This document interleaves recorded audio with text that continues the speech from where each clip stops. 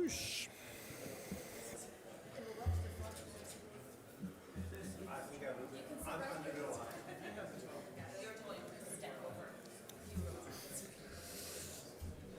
Coming in. Well, I think, first, Justin, are you ready to do it, or are you doing it at the end of the lightning talk? At the end of the lightning talk. Okay, I have a timer on my phone. If I hit 5 minutes and it goes off, everybody please just give a big round of applause to remind that lady to finish. No, I thought, do you not have food to throw at me? Yeah. All right, and who's coming up next after Mark? We are. Okay. We'll bring them up So- and then say who's next. So Adam, you literally can just haul me off. Cool. Thank you. Hello, testing. All right, ready?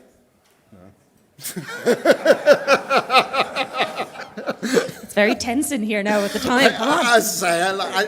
I'm very bad at doing talks in time, so this is going to be fun. Okay. All right, go. Woo! All right. Hey, everybody. Mark Pearson from Lenovo, from Canada, and I basically do the Linux enablement program on Lenovo laptops.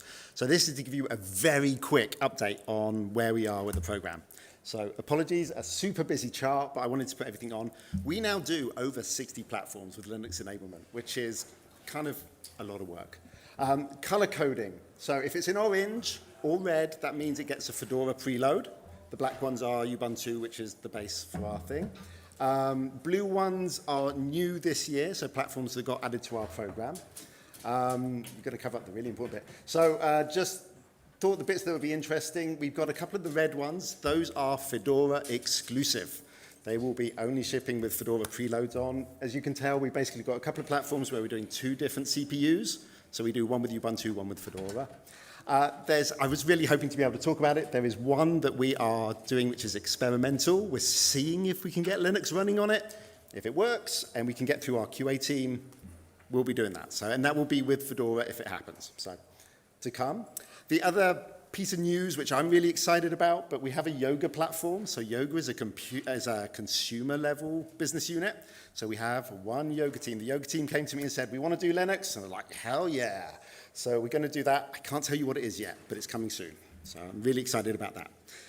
Alrighty, business update. So the good news is Linux demand is growing. It's growing steadily. 4 big reasons. Price increases. I know it sucks. The DDR, the SSD, CPU prices, they're all going up.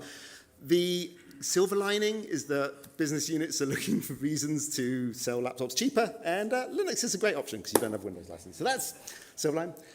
Data sovereignty and geopolitics. I'm not qualified to talk about this with my Lenovo hat on, but you can all see why it's very important to have data sovereignty. I'll leave the rest to you. AI is also driving a lot of Linux adoption. AI developers, I'm seeing a lot of systems that are targeted for AI development, and so it's really driving a lot of Linux demand. And the other thing, which is where you guys come in, the quality of Linux these days is awesome. I run it, you guys run it. We know it's good. People are leaving Microsoft, coming to Linux, and asking for it, which is great. So I think a year or 2 years ago, I promised I would try and share sales numbers. I can't share the actual numbers, but I can give you trends. Sorry, guys. So Fedora is on the left. Linux, which is basically Fedora and Ubuntu, is on the right. As a rough guide, Fedora is about 10% of our sales. Treat this as trends. Very important point. Most Linux sales are not recorded. We have privacy in Linux is great. I don't know if you brought a system and put Linux on it. I have no way of telling. And basically, a lot of people buy with no OS install Linux. A lot of enterprises will buy with Windows, and the users that need it convert. So these numbers really, as a trend, it's more important than the actual numbers. But I will say they're still low, but they are becoming interesting from a business perspective. I still, making business cases. I apologize, web availability is still bad. I think this will work. No, it's not going to. I did have the X1 Carbon 14 was just released with Fedora, and I had the page up, but I can't switch to it. So there you go. Am I in 5 minutes? Contact details, look me up. I will put these slides online. Woo! Thank you, Mark. Oh, and those bears were the ones I mentioned during the candy swap. Okay, we need Adam Williamson and Christian Lee. Thank you. Hello, everybody. I'm Adam Williamson. I work on Fedora QA, OpenQA, but also Fedora CI. And I'm working on the Fedora CI and TMT. Christian Lee, everybody. So really quick, some updates on cool things that have happened in Fedora CI, OpenQA this year. We have some CI tests running on ELN now. Great, yay, ELN. We killed Zool. When I say we, it's never, almost always Christian, but we. Zool is gone, which is great. You don't have 3 systems reporting to your pull request anymore, just one. And you don't have like 3 different things posting comments on your pull request anymore. RPM Deplin is 10 times faster than it was. It was 20 minutes, now it's 2 minutes. Yay for that. I wrote a thing called RM Dep Check, which tells you if you broke anyone's dependencies, and it's accurate and it runs in 30 seconds, so there's that. And somebody asked me, I can't see him, a couple of days ago to make it so you could run OpenQA tests on pull requests, and now you can. Type /OpenQA test. It works. I'm hooking things up, but it works. So there's that coming soon. And I'm going to hand over to Christian now. And I also need these notes. So we're starting to export some subtest results. So the idea is for RPM inspect to have the individual inspections be exported and like gate some of those. We're moving some definitions around and like reusing lots of the code, which we didn't do before, surprisingly. And we're preparing to deprecate the whole Jenkins pipeline, finally. The body links should not point you to Jenkins anymore. If they do, please let me know. It's a bug. Tell us. Yeah. If you ever see Jenkins, we don't want that to happen. Yeah. A few tests like installability, RPM Deplint, and RM Dep Check run once on the whole update, not for each package. We dropped the CI FMF. If you don't know about it, perfect. Don't worry. We added the testing farm action for the Forge, and feel free to use it. And one more. And the last one, experimenting with other Forge workflows, for example, the docs. So. Do you want to mention the shared test repository? Because that's not on there. Okay. I need to expand this even more. Just one more thing. Yeah, and we're making a shared test repository, so if you have any kind of test that you want to add, just go in over there and add them. Yeah. Well, things like RM Dep Check, RPM Deplin, instead of having 5 different sets of 3 repos for each one, we have 1 repo with all of them in for the pull requests right now, not for body testing. But. One challenge for me, like if you can figure out, is like if any SIG has an idea of a test, that would be interesting to figure out how to do. Okay. Okay. Yeah.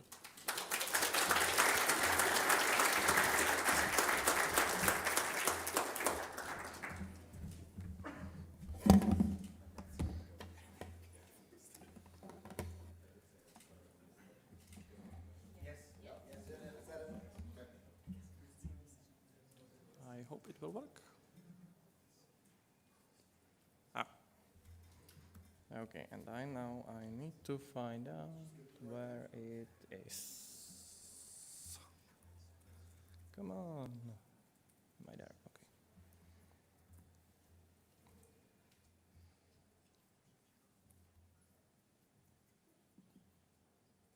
Okay, so hi everyone. I'm Mirka Konečný, and I worked a long time in the Anaconda installer, but right now I'm working in the AI world, which is fancy and new. So, what I want to show you is what we basically spent a lot of time last few months here or something.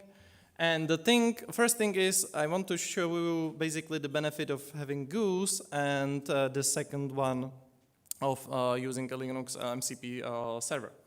So what I want to point out here, Goose is in comparable level with the open code, Claude code, and similar tools, so you can use it basically in the same way. The reason, the difference is we spend a significant amount of time to get it to Fedora, so you can avoid these installation methods, which are the standard these days everywhere around the world. You don't want to do that, so you can really type dnf install goose and it will work. I will try to show you the demo for this, and hopefully it will work.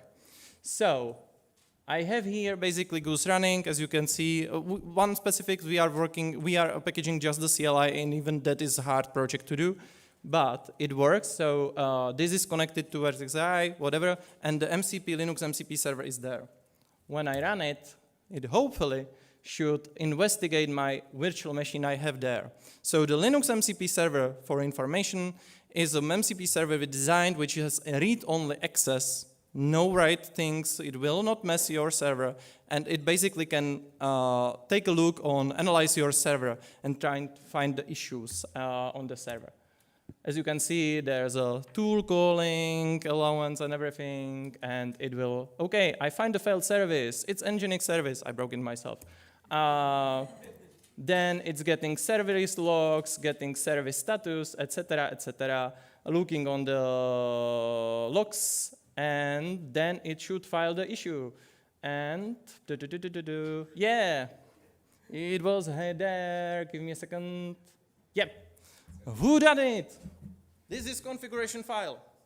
Configuration file of the Nginx is break it completely. So this is my demo. If you want to use it, Linux MCP server is not packaged in Fedora, but it's easy to install it by standard ways. And honestly, I'm not sure if that's even beneficial to have it packaged, but we are working on that. So you can use that. Feel free to use it.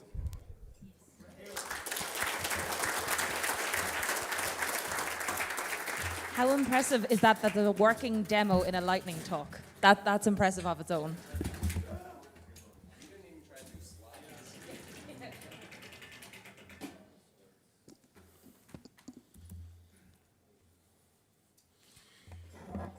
Okay then, what do I have here? HDMI.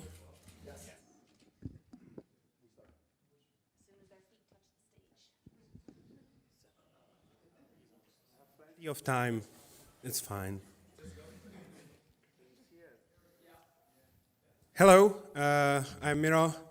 I said this sentence like 100 times in these 3 days.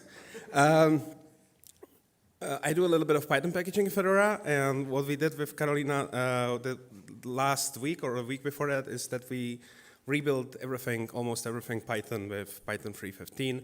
And normally we use a Koji side tag that release engineering creates for us, because historically doing it the self-service side tags way through Bodhi was too dangerous.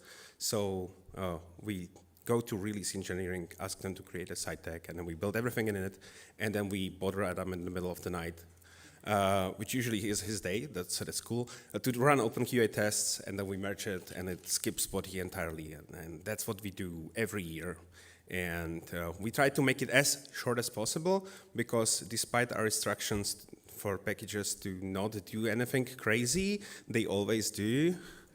I know there are a lot of instructions, and I don't blame them. I'm just mad at them internally, but yeah. Anyway, we did something new this year, and I wanted to share it. And I don't have the time to explain all the details, so if you don't know how Koji works, I'm sorry. But if you do, it might be interesting. So this is the F45 Python side tag that inherits from Rawhide, and we build the stuff in it. And that's pretty much what we did every year. But this year, we also created a Fedora 45 Python bootstrap side tag that inherits from the Fedora 45 Python side tag.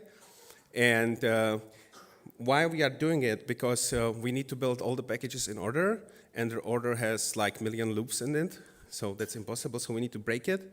And previously we did it by committing these stuff to dist-git. And that's the perfect point for the packagers who didn't read the instructions to go and build on top of that. So it actually happens for us that we disabled something, for example, tests, and they updated it to a new version that obviously would fail all the tests, but they never noticed, and they fast-forward merged it to stable Fedoras as well, for good measure. So we don't like that, And for packages that have the beacon that's actually called Bootstrap, we just build it in the Bootstrap tag, and it kind of works. And what I learned after 15 years in Fedora is that there is a target in Koji and a tag in Koji, and they are different things. And this is actually quite useful. So we created a target that sees the Bootstrap tag, so it sets the Bootstrap beacon, but it tags the build directly to our normal tag. So we only do it, the only thing that we do is if we want to build something in Bootstrap, we change the target, and it works transparently. The only problem is that then you need to Koji wait repo both of the tags if you want to build something. But the worst case scenario is that it doesn't build because the dependency is not there and you try again later. And another thing that we noticed that when we fired off the first 1,000 builds, those are usually the packages that have no tests whatsoever, so they don't depend on anything and they always build. Most of them are no arch, and then Koji does this thing that it arbitrarily selects the architecture for the no arch build, and it likes to select the crazy architecture. And then it waits for builders because there are no more builders. And I'm like, you could have selected something you have. And I actually have my Koji admin privileges, so I played a little bit, and I said, you know what, crazy architectures, go home. So for the rebuild, all the no-arch packages that we built were only built on those two architecture, except for a couple at the beginning. This is not a healthy thing to do for the project long-term, but if you want to build something really fast, and you don't want to bother with stuff that you don't have and nobody uses, and I don't know anything about it, this is really helpful and it works. By the way, in Fedora proper, we also exclude some of the architectures, but not all of them. So for us, basically we excluded power because the other ones are already excluded anyway. I am not saying this was the reason, but it went really smooth this year. So yeah, that's it.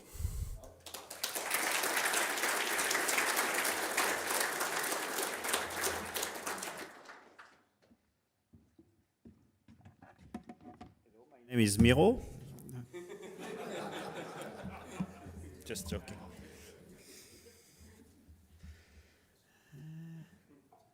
All right, so my name is Clément, and I want to make it super easy for anyone to contribute to Fedora, and in particular agents. So I've started to work with the AI and ML SIG to create a library of skills for agents. So what are those skills? Like we're just getting started, so really this is a call for participation. If you want to participate, come and share your knowledge. I also use open code, and I like to do curl bash installs. So for example, this morning I just tried to do a quick skills to look at, to make it easy to look for Fedora composes. So I don't know if you're like me, but I never know where to find information. There are like so many repositories. You need to talk to so many applications, Koji, body, and so on. I get lost. And the good thing with this is we can actually teach the agents to have this information, and the agents are very good to go and find that information for you. So here it's like going through the logs, going to read the logs of 2 days compose and try to find like what failed into it.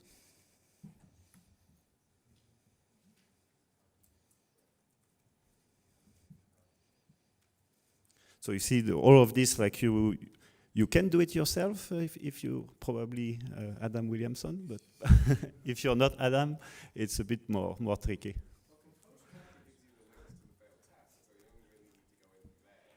Yeah. I've done it this morning, so obviously the skills can be improved a lot. But if it works well, we should find that some Python dependency were not rebuilt with Python 3.15, and that is actually why some spins are not building currently. But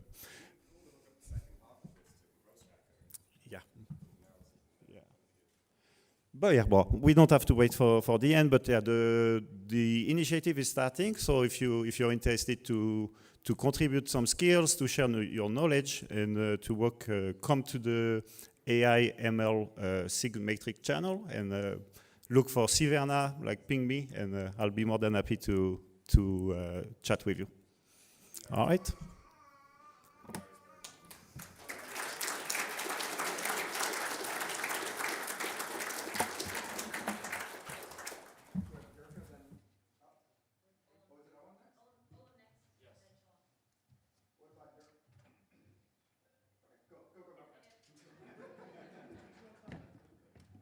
Hi, so I'm Owen, this is June. We work on a Fedora downstream called Ultramarine Linux, and one of the main focuses of it is hardware enablement, specifically the Chromebook platform. So while I talk, we're going to try to get this live demo working. If it doesn't work, we're just gonna show you guys the screen. Basically, we partnered with Linux on Chromebook specialists and projects in the ecosystem to make the process of running Linux on a Chromebook, from installation to package support to drivers and everything, as easy as possible. So we made a bootloader. Oh, cool. We made a bootloader based on uroot to load a full Linux image from stock firmware, so you don't have to flash custom firmware or anything. You just flash this little 8.5 megabyte bootloader, you boot right into that, and then it loads full Linux, so you don't have to risk bricking your Chromebook or anything. I don't know this guy's password. So we're gonna see if this works. So you can see the You just boot to the internal disk from the Chromebook recovery screen. And then you select your kernel entry.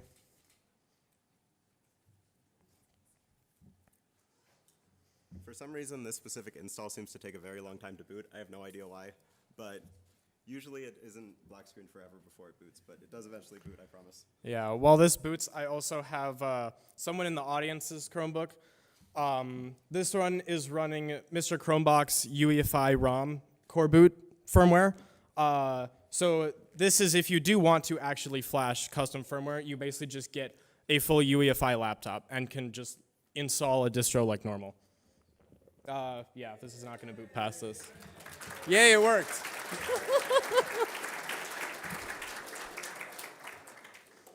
And this is Ultramarine. Oh, and an application crashed. Cool.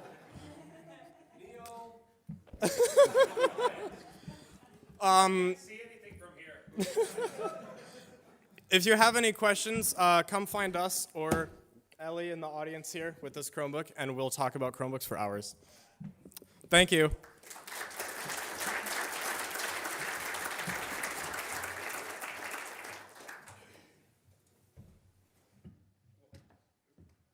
Hi.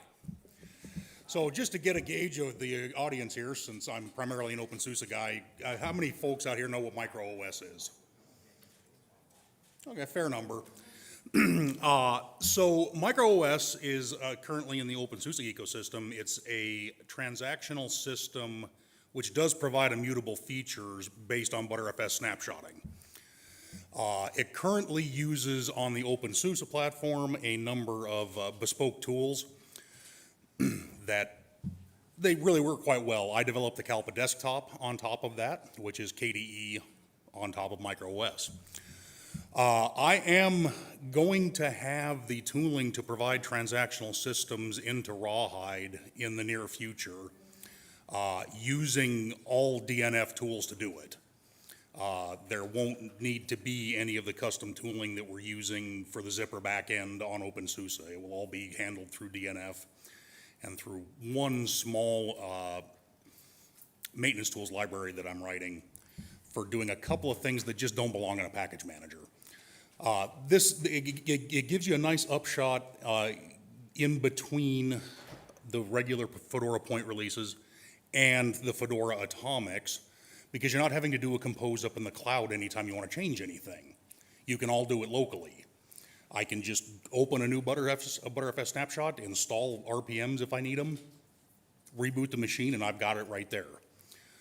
And it's a much faster process than doing RPM OS tree as currently exists. I don't know how bootc's handling that because I haven't messed with it. But I just wanted to kind of get the word out there that this will be coming to Rawhide fairly quickly. And actually what it will do for people that like to run Rawhide on the ragged edge, it's not going to eat your face anymore, because you can always have the ability to roll back to the previous snapshot when something goes wrong. So that's all I have.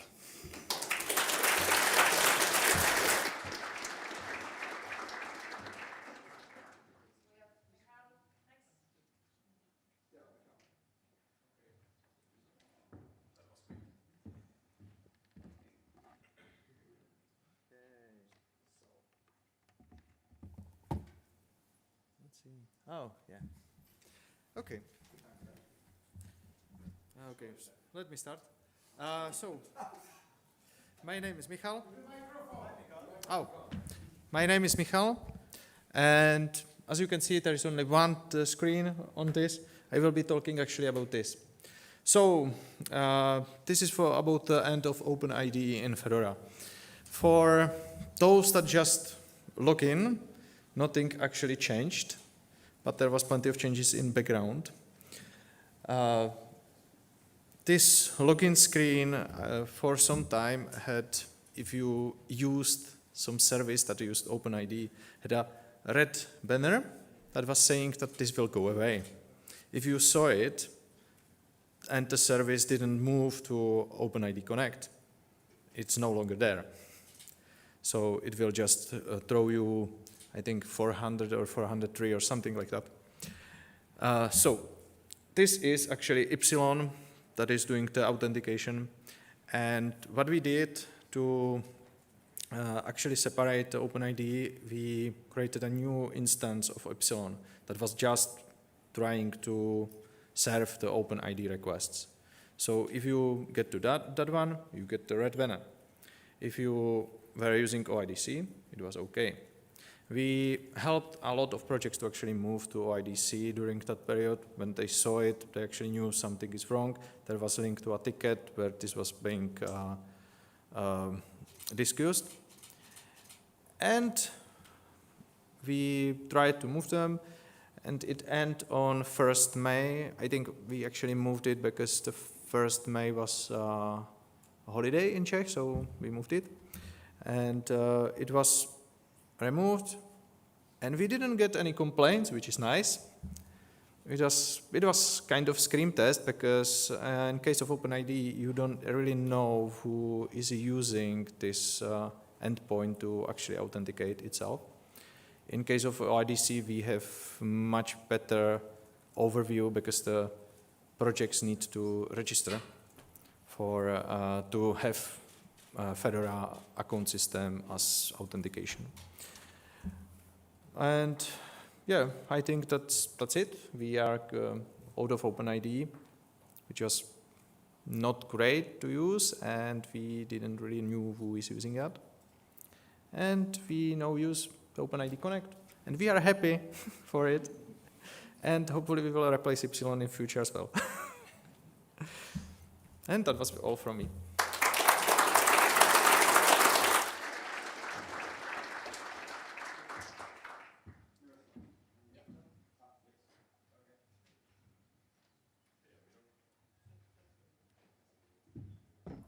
Hi, I'm Miroslav, and you can call me Miro as well if you want. I was speaking you about SPDX licenses for past 4 years. It's been already. Yeah, and during these 4 years, we achieved many things. Like we have Fedora license data package and a repository where is formally described what license is, what is allowed, what not, under which conditions. We have a lot of amazing documentation. We get 100 of new licenses to SPDX upstream. We converted 30,000 license tags. We get CI now. You have in pull request license validate test, which tells you whether you made typo or not. We have on the last few packages remaining, 2 packages plus Linux firmware, which is full can of worms, licenses which the lawyers, the Richard Fontana and Julian Lovejoy, try to avoid because it's like ugly. So it will take probably months to like properly resolve. And that's it. And I have to say, I'm really tired of this. So I have to say, I quit. So this, I will probably stay in maintenance mode and take care about the federal license data repository and do something if somebody asks me.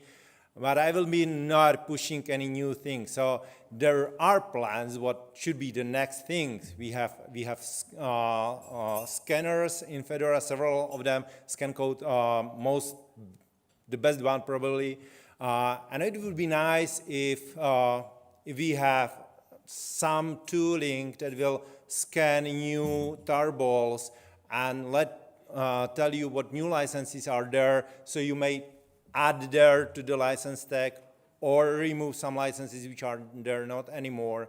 But I have to say that's somebody else's work. So it depends on somebody of you. So if you want to jump into that, I will happily guide you, tell you pieces of wisdom I have, but it depends on you. And that's all. Thank you.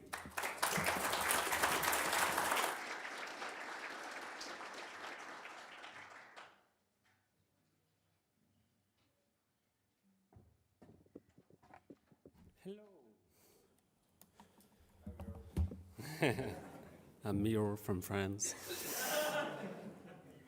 The French version of Miro. Yeah. So, in the world there is a lot of languages, about 7,000. And I was unhappy about the situation in open source. And with the help of the Fedora community and the Hackstub community from Strasbourg, we got some numbers, and here's the situation. There are only, at the bottom, 4 languages in the world that will reach 100% of translation someday in the coming century. So there is a full talk this morning that is not too long, it's 25 minutes long, that explains how we gather the data, and it gives more details. But the learning is the way we are organizing the translation in the open source ecosystem is not efficient for almost every single language in the world. And I assume that the desktop operating system is meant to be used by humans. So most humans in the world are not able to use the open source stuff that we do, and they cannot be empowered by what we do. So that's an issue. What if we change the way to do translation? What if we do it downstream and create tools dedicated to communities to collaborate, to agree on how do we translate each word? How do we create new flavors of languages? I want French to be spoken as me, as I am a guy or a girl, or to be inclusive, or I want a French that do not translate all the technical words because this is something I don't like. Or I would like to have some translation in Klingon, and I would like to have 5 single contributors be able to create a new language in the open source ecosystem. I would like those people to be able to ship that translation to end users. And if they want to translate in a big language or a small language, something that exists or they create, I would love to see that possible. So there's a lot of technical challenge that I hope the Fedora community will help with the different ways to solve that kind of issues. And there's a lot of challenging questions about how do we bring collaboration with upstream, because if we do translations in one place, we want to share it with the rest of the world, because we don't want to split the community. We want to make it easy for language community to contribute. So that was my 5 minutes talk. Thanks a lot for your attention, and this morning you can have a better overview.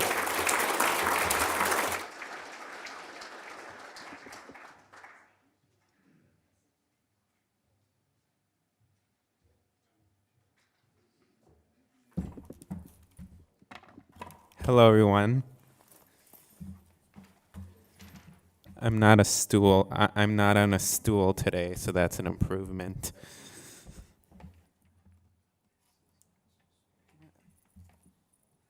I don't remember which side the HDMI thing is on.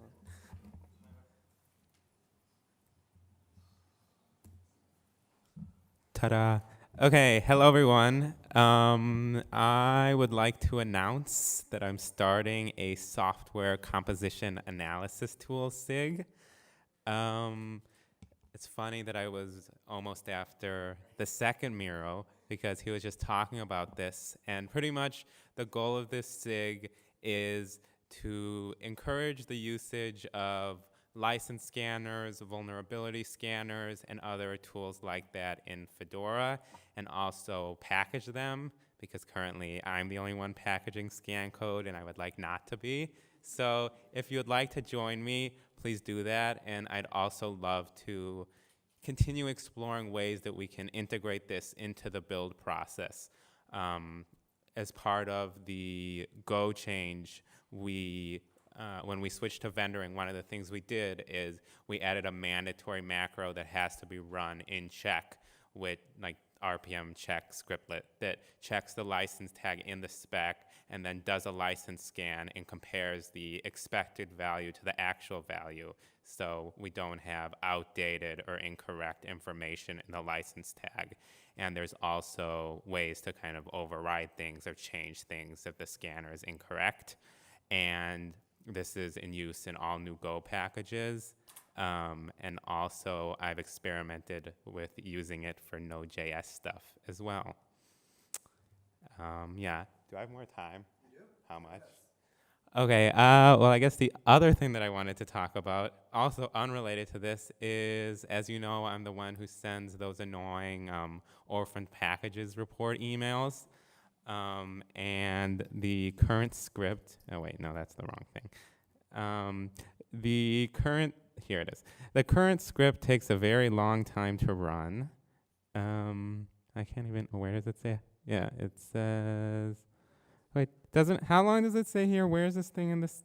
Okay, fine. This time it takes 5 minutes, but when there's a lot of packages, it can take like 20 minutes. So basically, I'm working on this new tool that's kind of based on something that Adam, who's sitting right in front of me, did, to use repo closure to figure this out instead of using a 20-year-old script, which was written in Python 2 and then rewritten to Python 3 and then rewritten to DNF and now needs to be rewritten a 5th time. And also, we need to pull the Pagger API stuff. Yeah, it was also rewritten when we switched to package DB to Pagger. So it's just been like fixed too many times, and also it takes forever. So I'm working on a new thing, and with a fresh cache, it takes 18 seconds, which is pretty nice. So we have this repository where I'm now working on improving the way we actually report this information, because currently the email report now is pretty long. So if you have any ideas or would like to collaborate, come find me. And also the tool is called Endorphins. But E-N-D orphans, which I thought was funny. So thanks, everyone.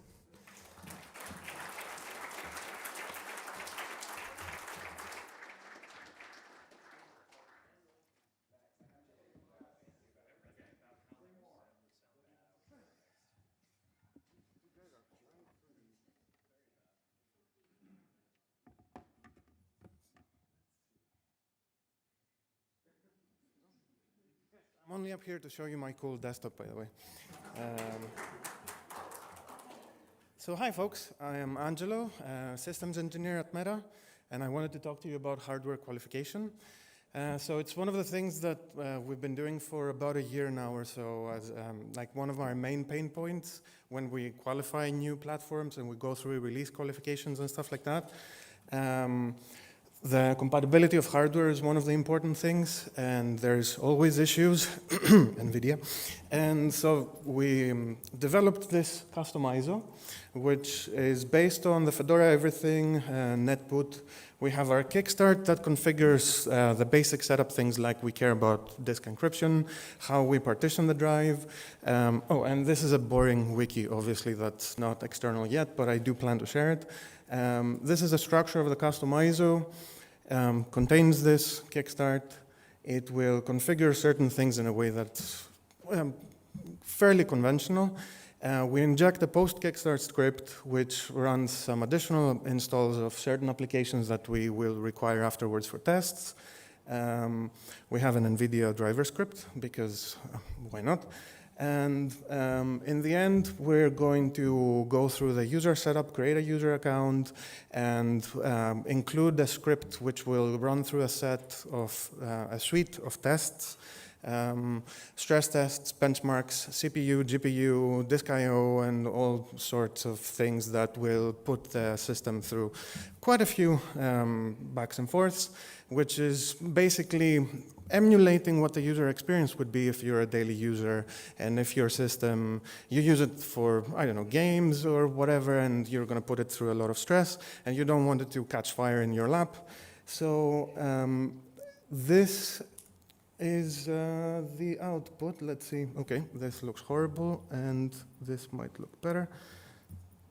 In the final output will be this HTML report file, which will give you the score and what all the tests did, and the final full log of everything that run, how long the test took. And the reason we're doing this is what we would like to make this some form of a standard, which the testing is done by, let's say, a Fedora-ready program maybe, and we would like to work with you guys and make this more of a conventional way of testing. We've worked with Lenovo as a great vendor that has qualified Fedora extensively, and their QA team tested the P8 workstation on our behalf this time around and has stamped it, officially qualified. The first desktop that had Fedora out of the box, and we would like to extend this to more hardware and more vendors and generally make this let's say, a concept that's a little bit more universal across Fedora, and that we know that all the nice hardware that's out there gets a stamp of approval, that you now have a device that works perfectly with Fedora, no driver issues and stuff that were tested directly by the manufacturer. And yeah, I think that was the idea. If you are interested in hardware and testing like this, let us know, reach out, and let's partner up to make this official and public. That's it.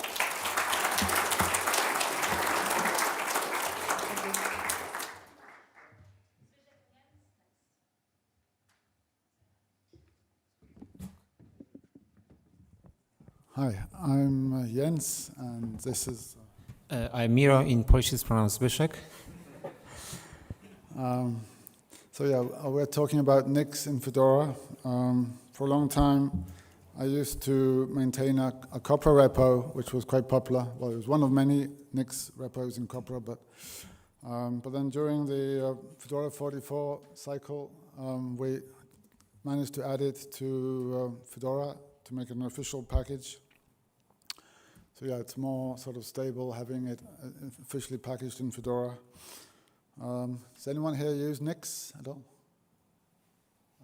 Okay, not many. So yeah, for those who don't know, Nix is the package manager used by the Nix OS operating system. And also maybe you've seen that Nix is getting increasingly used in many upstream projects, like in GitHub. So yeah, I think it's good that we have it available in Fedora. Another attraction is that, yeah, the Nix packages repository has maybe, well, different counts, but sort of upwards of 100,000 packages. So there's a lot of software available. Of course, the other big attraction with Nix is the reproducibility of builds. Nix is quite a complicated package to package, partly because of the file system requirements. The Nix daemon requires various user groups and so on to be set up.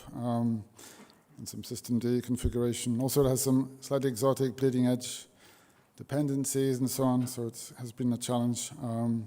Also, the package tries to support the different modes of Nix, both the daemon and the single user mode and rootless and so on. So there are different sub-packages you can install depending on where you are. And yeah, so Benyu, who helped a lot also, both to review the package and also, most importantly, to get, I never thought this would be possible, but yeah, to get the /nix exception approved by FESCO. So the Nix package is allowed to use this top-level directory. And yeah, so now it's available in all current releases and also Apple 10. So yeah, so maybe do you want to do the demo? A demo. But so basically, yes, it is packaged.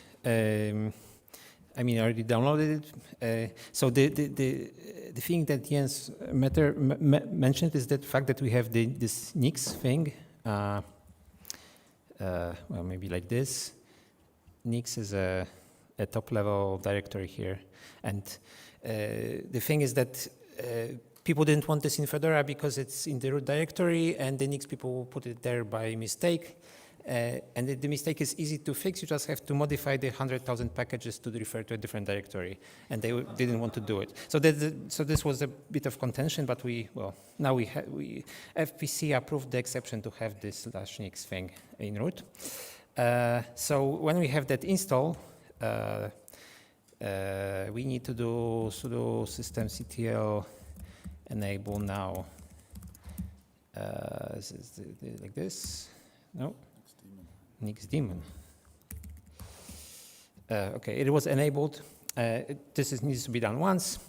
And then we can use Nix. So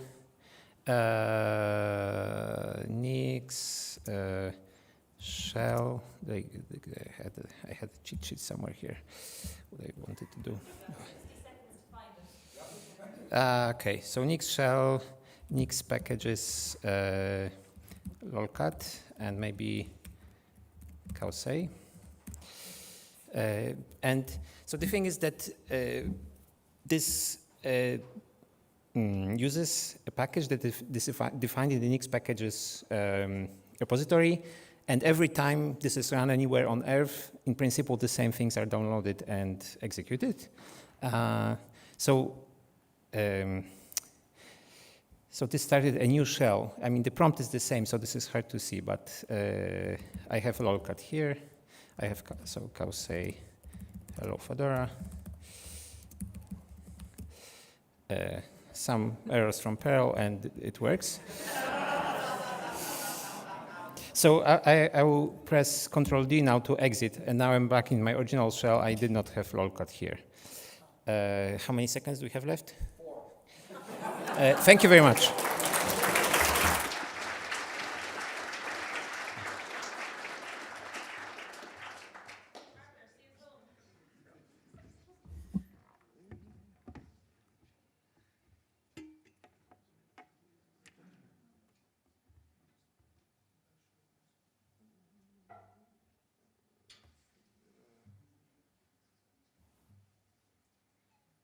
Oh no, I broke it.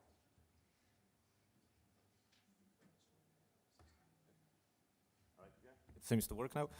Yeah, so hi, I'm Artur. So I'm very happy to be here at this event, and since I like going to free software events, I thought that maybe I will invite you to an event that we've been organizing, which is PIVO, the Poznań Free Software Fest. PIVO is a free as in beer event focused on free as in freedom software located in Poznań, Poland. Just a tiny bit of history. So this event actually dates all the way back to 2004. It was organized by various different students associations at the Poznań University of Technology. It was basically like passed down through a couple generations of students. And in 2019, the event didn't happen. So they figured, oh, we're gonna do it in 2020. And then COVID happened, and the event basically died.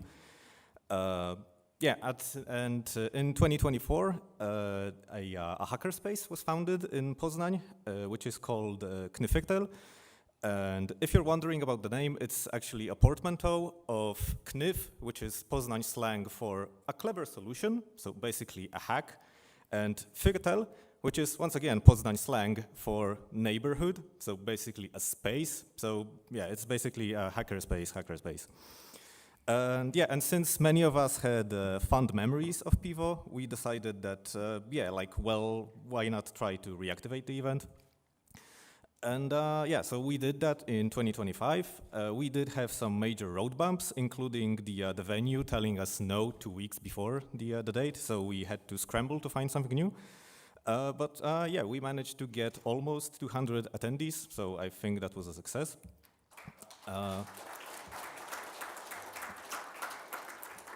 So for 2026, we wanted to go bigger, and we knew we'd need help. So we reached out to the universities in Poznań, and we actually managed to get 2 students associations on board. So that was WebBrains at the Adam Mickiewicz University and Linux Academic Group at the Poznań University of Technology. And preparations for the event started in October 2025 with some loose meetings. In January, we started having regular bi-weekly meetings. Those switched to weekly in mid-March. And the event was actually a little bit over 2 weeks ago on May 30th at the Adam Mickiewicz University. The schedule was quite busy. We had 3 lecture tracks with 25 talks, 2 workshop tracks with 8 sessions, a LAN party track with tournaments so we could win prizes, and also a quiz and lightning talk session at the end. During the event, Fedora project was represented by Zbyszek, who gave 2 talks, Matt Holmes, who served as a photographer, Kacper Skrzyński, who's unfortunately not here in the photo, but he's there in the audience, please raise your hand, and me, who, I guess I looked nice and smelled nice. The event was also granted some budget and a nice shipment of swag from the Mindshare committee, so thank you very much for that.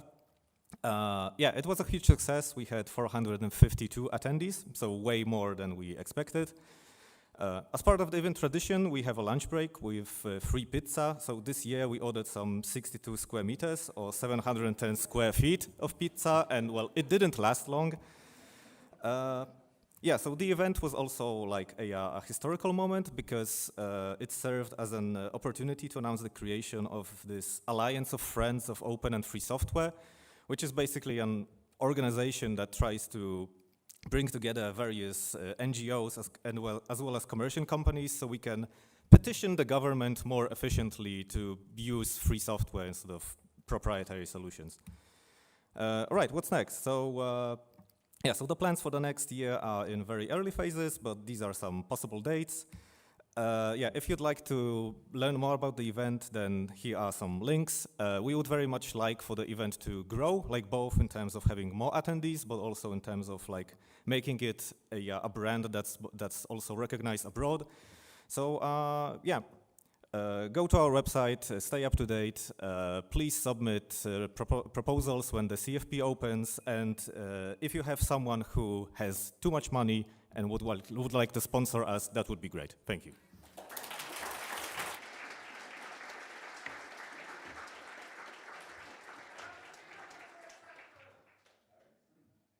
That was all our speakers. A round of applause, especially for nobody going over.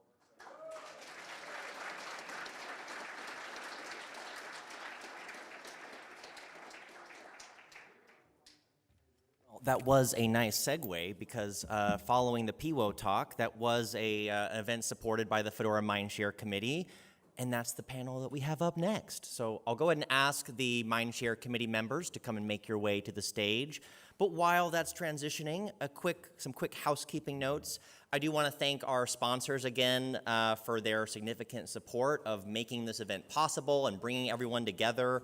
At the gold level, we have Red Hat, AWS, Meta. At silver, CentOS, OpenSUSE, Rocky Linux, Alma Linux, ARM, and Microsoft Azure. And our bronze sponsors, Fleet, Framework, and Zabbix. Thank you so much for your support for Flock this year.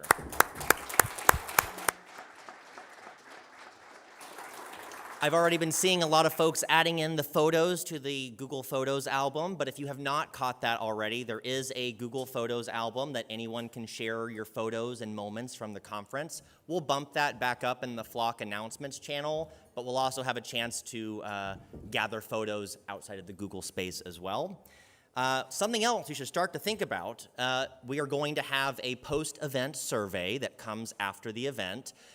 This is something that really, if you want to influence and shape the future of Flock and this event and where we go next and what things that we continue, what things we change, or things that we might start new for next year, start thinking about those kinds of changes or feedback you might have, and that'll be emailed out to all attendees and virtual attendees. If you're watching from home, you'll also be able to fill our survey and let us know what you'd like to see better. So keep an eye out for that. Start thinking about it. I guess we might take, I know we're at 45 for the start time, but maybe we'll take a 5-minute pause. Are we at 3?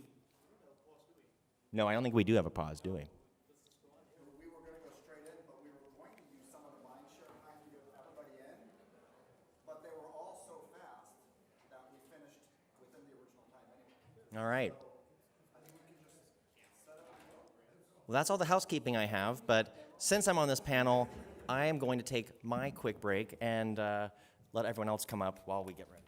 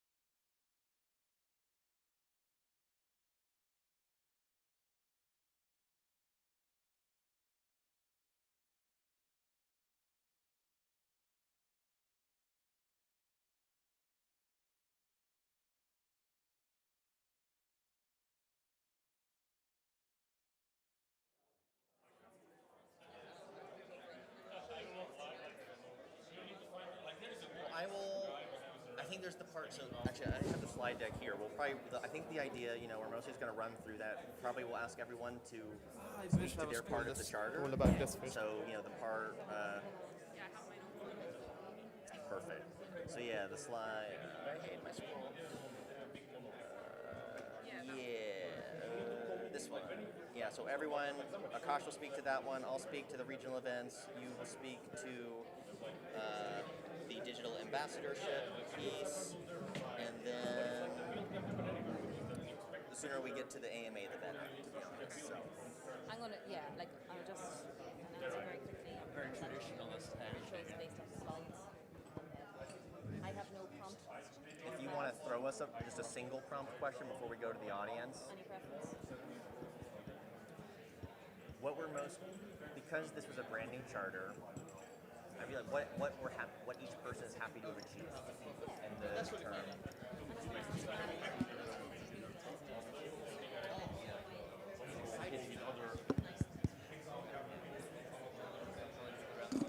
So, quick housekeeping note: we're going to do the slide run through. You just get to sit up here and look pretty.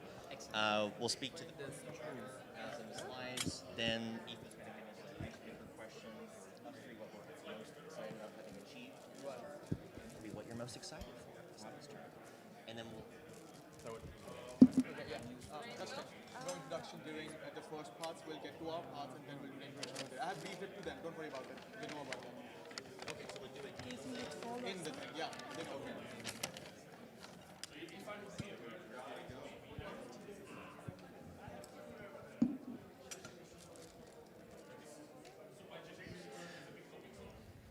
Is this one on? Is that on? Oh yeah. Is it okay? Okay, all right. Okay, everyone, take your seats or leave the room if you're not taking a seat. We're about to start our Mindshare Town Hall session. Okie dokie. Welcome to the Mindshare Town Hall. We're joined today by some of the Mindshare committee members. I'll run through them very quickly and then they'll give you a more in-depth overview of what they do in the Mindshare committee space and who they are in general around the Fedora project. So we're joined by, you know who this is, Justin Wheeler. He's the Fedora community architect. We are also joined by Emma Kidney.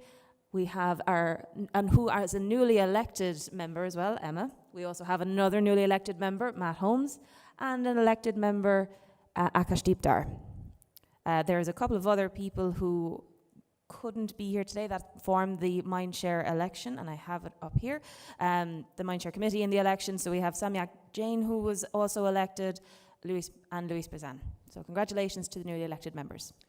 And I'll also give a kudos to some of our outgoing members. So Emma's one of our folks who served on this term, but is going on to other things.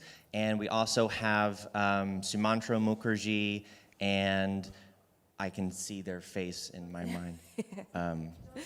Joseph Gayoso as well, who's on our marketing team rep. And Greg Sutcliffe, of course, who is our community ops team rep and couldn't be here as well this year.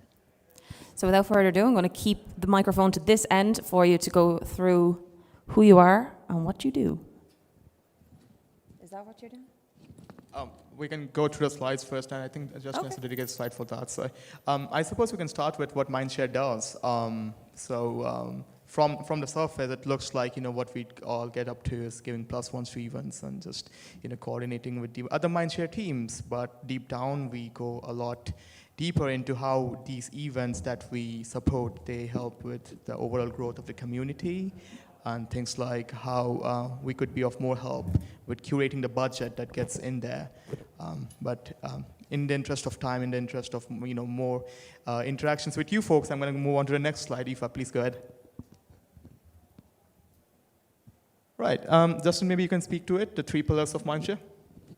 Yeah, so maybe as a preface to this, as you're looking at this, one of the things that was most significant about this last 12-month Mindshare committee term is that our charter was actually more or less completely rewritten. The Mindshare, some history, the Mindshare committee was started in 2018 by the then Fedora community architect, Brian Exelbeard, as a way to try to bring more community input into the events process in a post-FAMSCO world, for those of you old enough and been around long enough to remember FAMSCO. or the Fedora Ambassador Steering Committee. May you rest in peace. So since then, we've been working on that charter from 2018 that was largely around supporting people from all over the world to do regional events and get funding from Fedora. That part still remains, and actually you can see it really reflected in the regional event support. So that's the part I'll speak to, as me and Louis Bazan in this previous term were every Mindshare committee member as well in the new charter. There's 4 elected roles, and there's a community ops team rep, which is appointed by that team, and a marketing team rep, which is appointed by that team. So everyone in their role as Mindshare committee, whether elected or an appointed rep, took ownership on one of these 3 pillars in this new charter. So that's why you'll see everyone, and for folks who are coming in, you will be taking on some of your charter. You'll get to choose which part of the charter will be your part to own in this next term. So on the regional event side, I think this really fits into the business as usual from the things that Mindshare was already doing.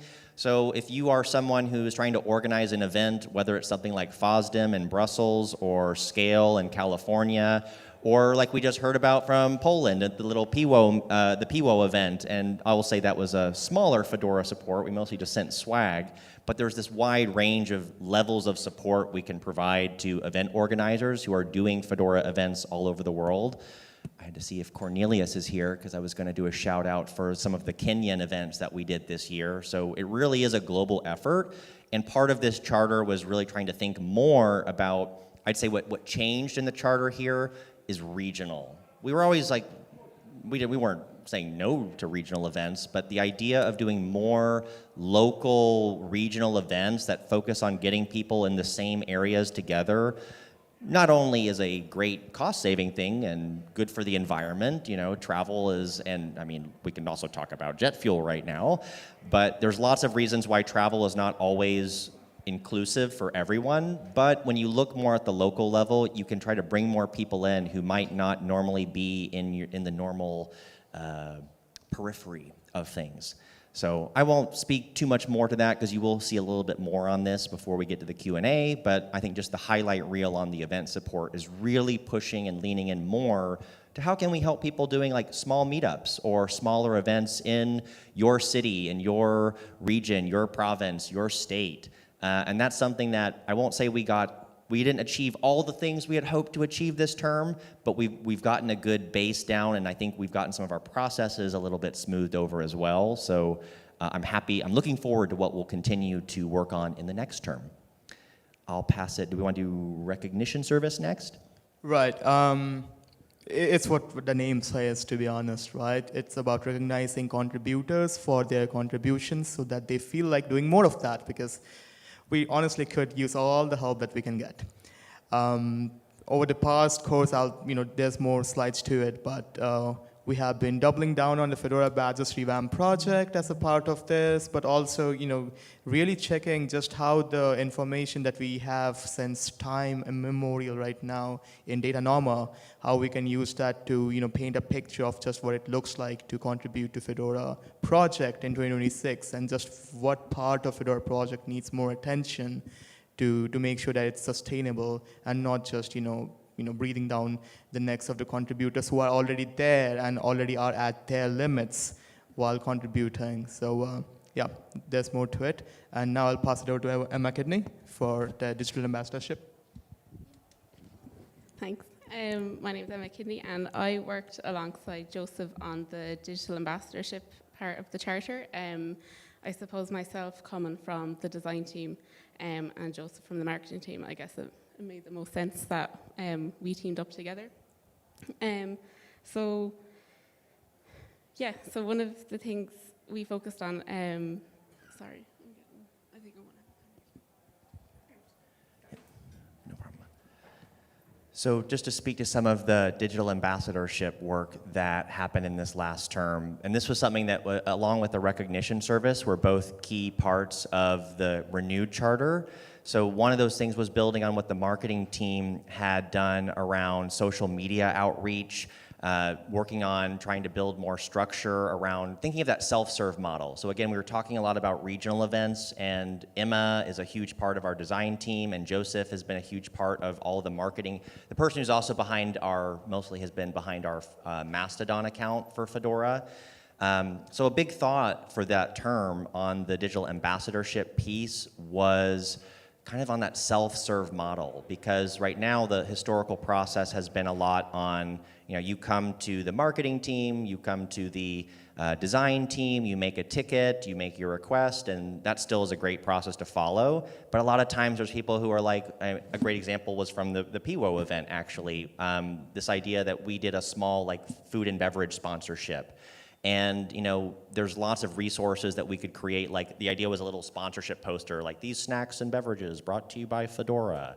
And so having things that also that you don't have to necessarily, thinking of different kinds of limitations that people might have. So you might be in an office and have a black and white printer, and you might not be able to go over to the print shop and get a color print in the time where you realize, oh yeah, I was going to put this up on our table. So thinking of things like black and white contexts for different designs and different color schemes for, again, just on the idea of trying to make it easier for people who, are in the community, know a lot about Fedora, and helping enable them to kind of do it in a more of a self-serve way too, and still use all the right branding assets and use the right, have the right voice and sound of the Fedora community. So that's been a big part of what a digital ambassadorship was focused on this last term. And again, both the recognition service and the digital ambassadorship were new parts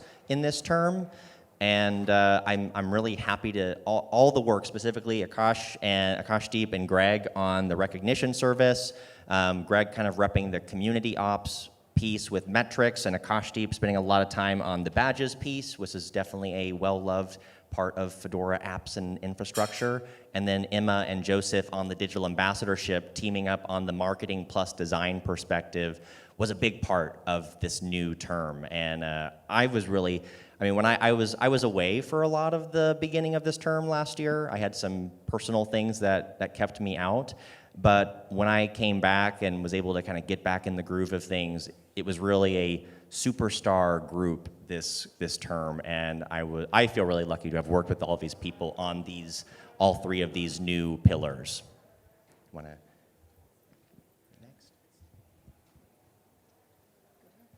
Is this me? Oh, it's you.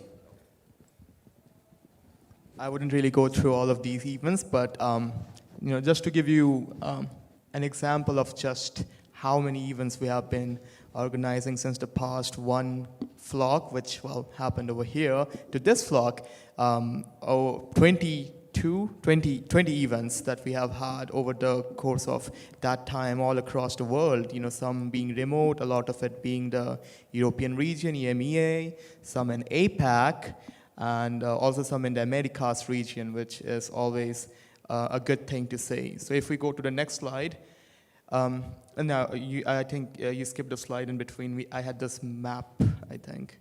Yeah, there you go. So this kind of gives you an example of just how wide our events are spread out. There's events across the globe, and there's parts of the globe where we would like for the events to get to. So if you see that your part does not have a point on it, then that's a great opportunity for you folks to come to us and to have an understanding of just how you can get Fedora representation over there and see, if people would be willing to, contribute to the community. Okay, now we can move on to the next slide. Yeah, so for the events, I'll hand it back to Justin. Maybe he can emphasize more on what he has been up to. Yeah, so I think I already spoke a little bit on this, but just to run through what you're seeing here on the slide, from the actual functional things that happen in regional event support. This is things like event proposals. So if you did FOSDEM or Scale, you might have seen the Fedora wiki page that our event owners helped curate. So we as Mindshare work with people as the people who raise their hand and be like, all right, I'm gonna be the person that rallies the forces on FOSDEM or my local community meetup. you make a wiki page, and we have some guidance for you on how to actually hold and organize that event, how to request budget if you need that, how to request some swag, stickers, whatever we can send over to you, because also customs is really hard, as our Polish friends can also attest to. But we did it, we solved it. But event proposals, helping them figure out like how you navigate the process, which is kind of the second row there on the actual management process, helping people go from the part of like, okay, Mindshare committee +1, got the rubber stamp, whatever budget you requested, you're good to go.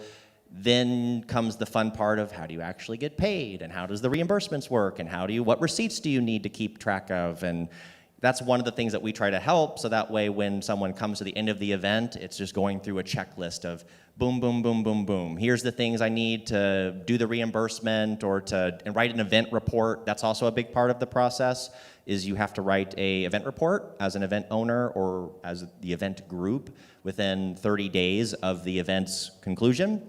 So those are just a snapshot of what happens on the regional events side. I won't take up too much more time on that. Next slide, please. Yeah. So again, I think I've spoken to death about Fedora badges, so I wouldn't do that anymore. If you want to know more, you can always catch the recordings, or you can go to the staging environment, because now we have a refreshed deployment over there. That's some selfish self-promotion right there.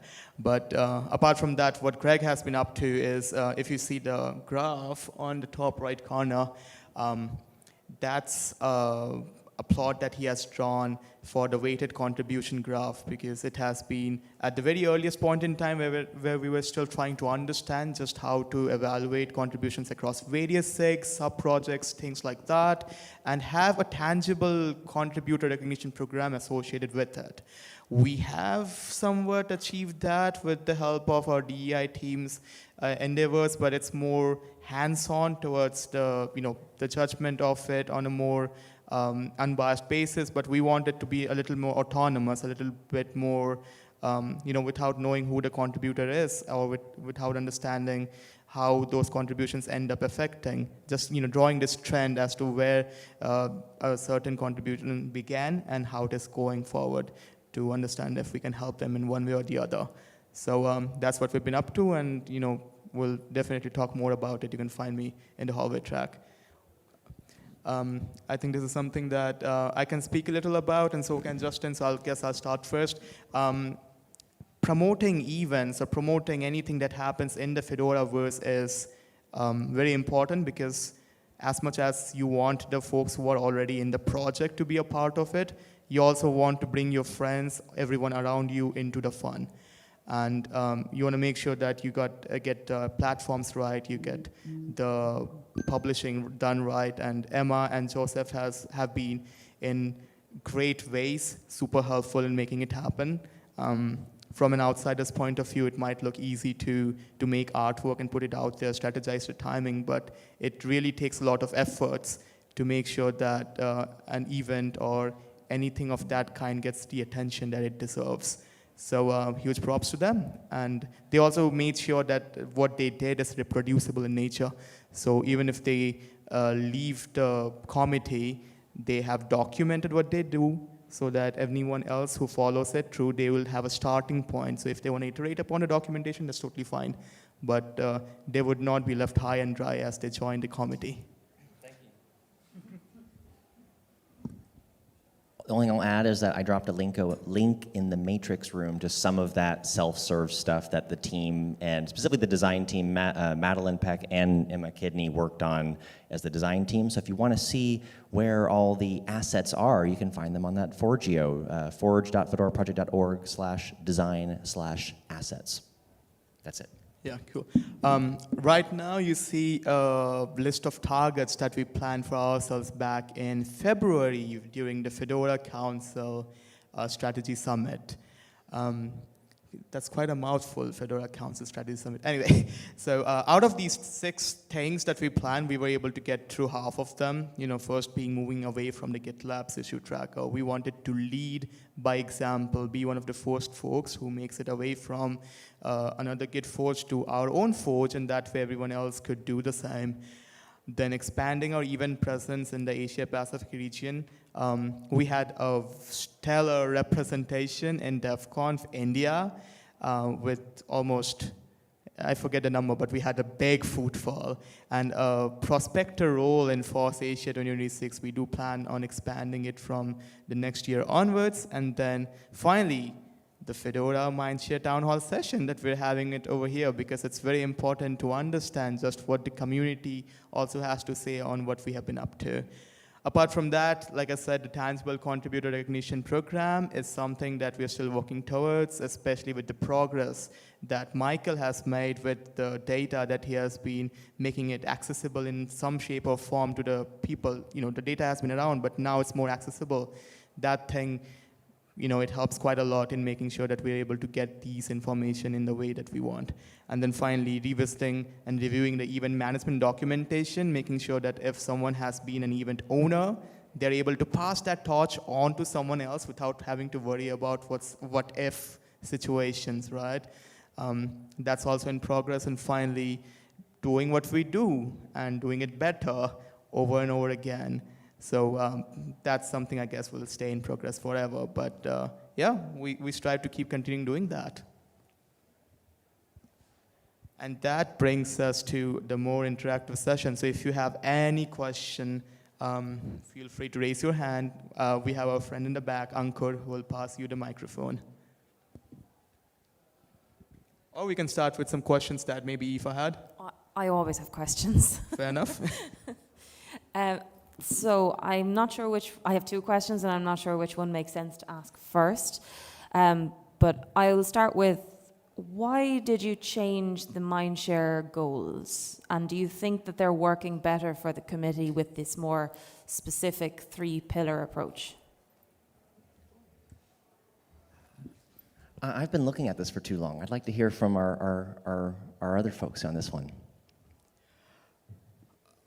For what it's worth, I would say that when the Mindshare election was announced for Fedora Linux 42 cycle, it felt very relevant. It felt like something that we could be good at, and we could achieve something while, let's just say the pillars, right? It's not something that I necessarily worked on deciding, but it felt like this was the path. If we walk on it with a little bit of nudge left or right, we could actually get to the place that we want to, getting that more engagement from the community, meeting the community wherever they are, right?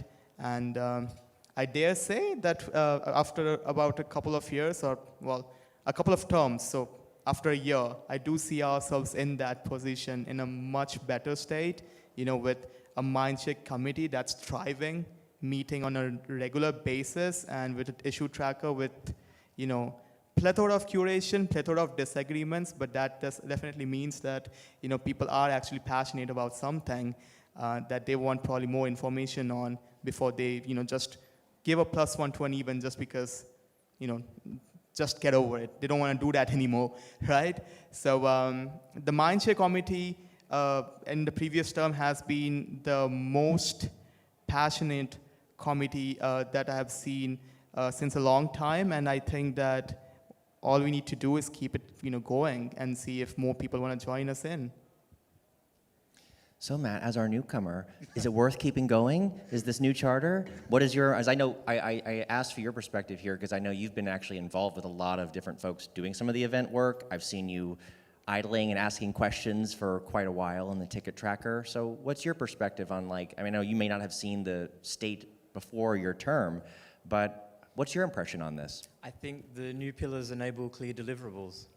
I think it's very easy to see what responsibilities are, to divide them out, and to have actionable items within limited timeframes, which brings in people on the ground and out there in the world with the digital ambassadorship. So it makes it easy to participate. It makes it very clear. I could have 1,000 words, but I'm not. I want to hear from other people. So I think those were great answers, folks. Okay, I have the mic here. Probably a similar question.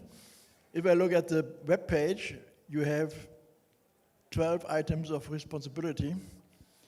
And if you look at your working plan, you work only on 3 of them. So we have about 9 orphaned.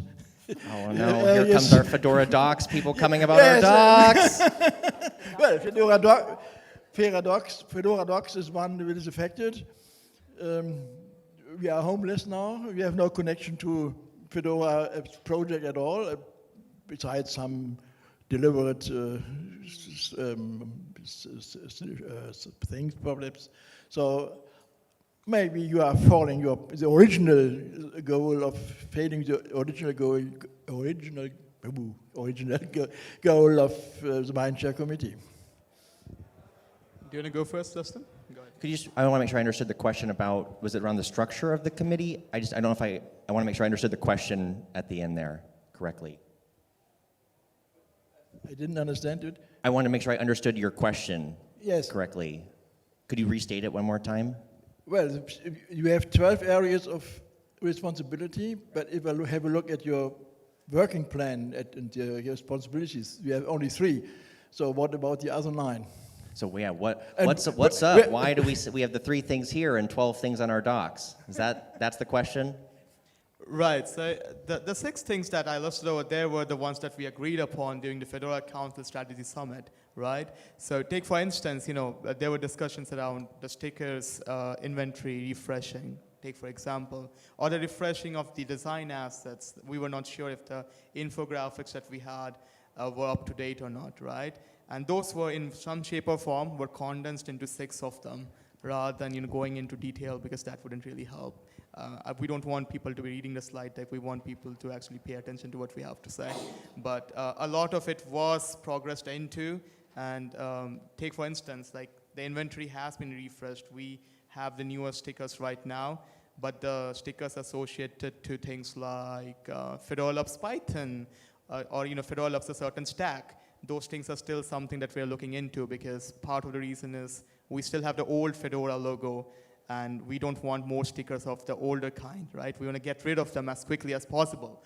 And still, it's a rolling progress, and with the newer, committee, we'll get there in time. Yeah, and this is what happened. So in the previous term of Mindshare, we had a Fedora Docs liaison role, and then we got rid of Petr Bokac, and then our docs started to suffer. Who could have guessed?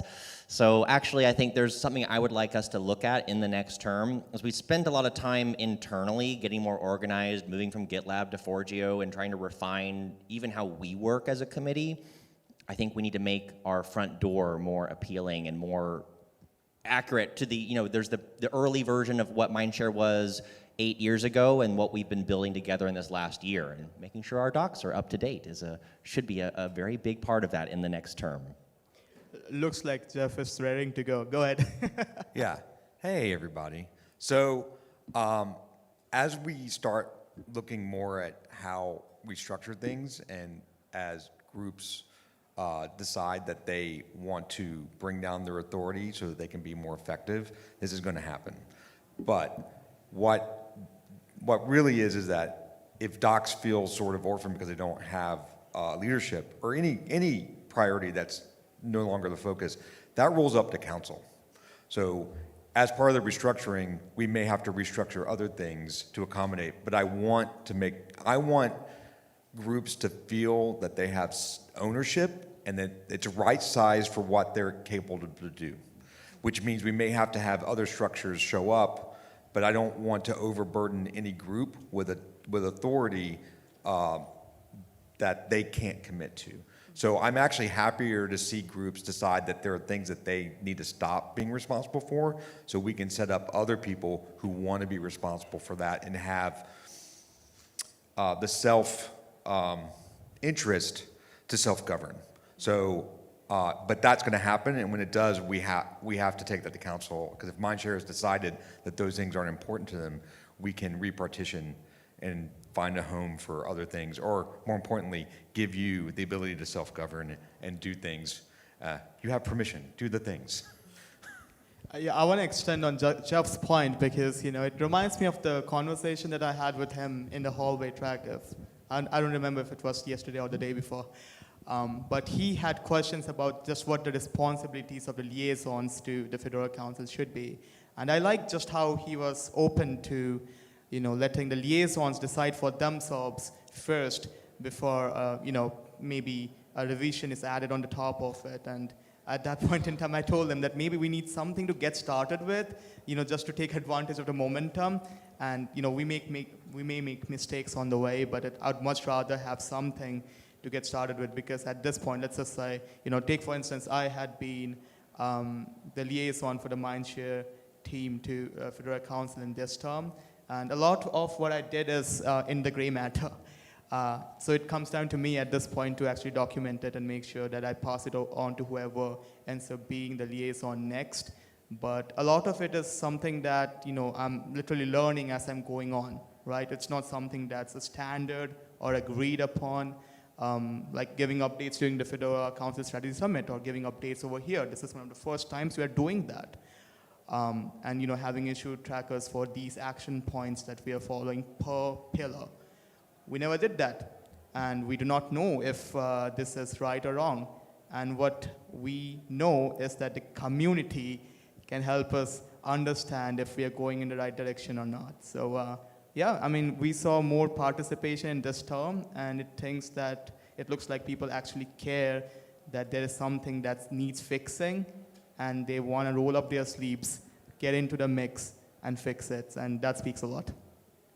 And I'll just echo, I'm watching, keeping an eye on the Matrix chat, because we have some of our remote-y Mindshare folks who couldn't make it here, and including our newly elected Samyak and our outgoing member Greg. And I just was reading through some feedback from Samyak that it might be a good idea for us to think about how we do a community retrospective on this term, maybe thinking about how we can talk with some of our event owners to give us some of that feedback as well.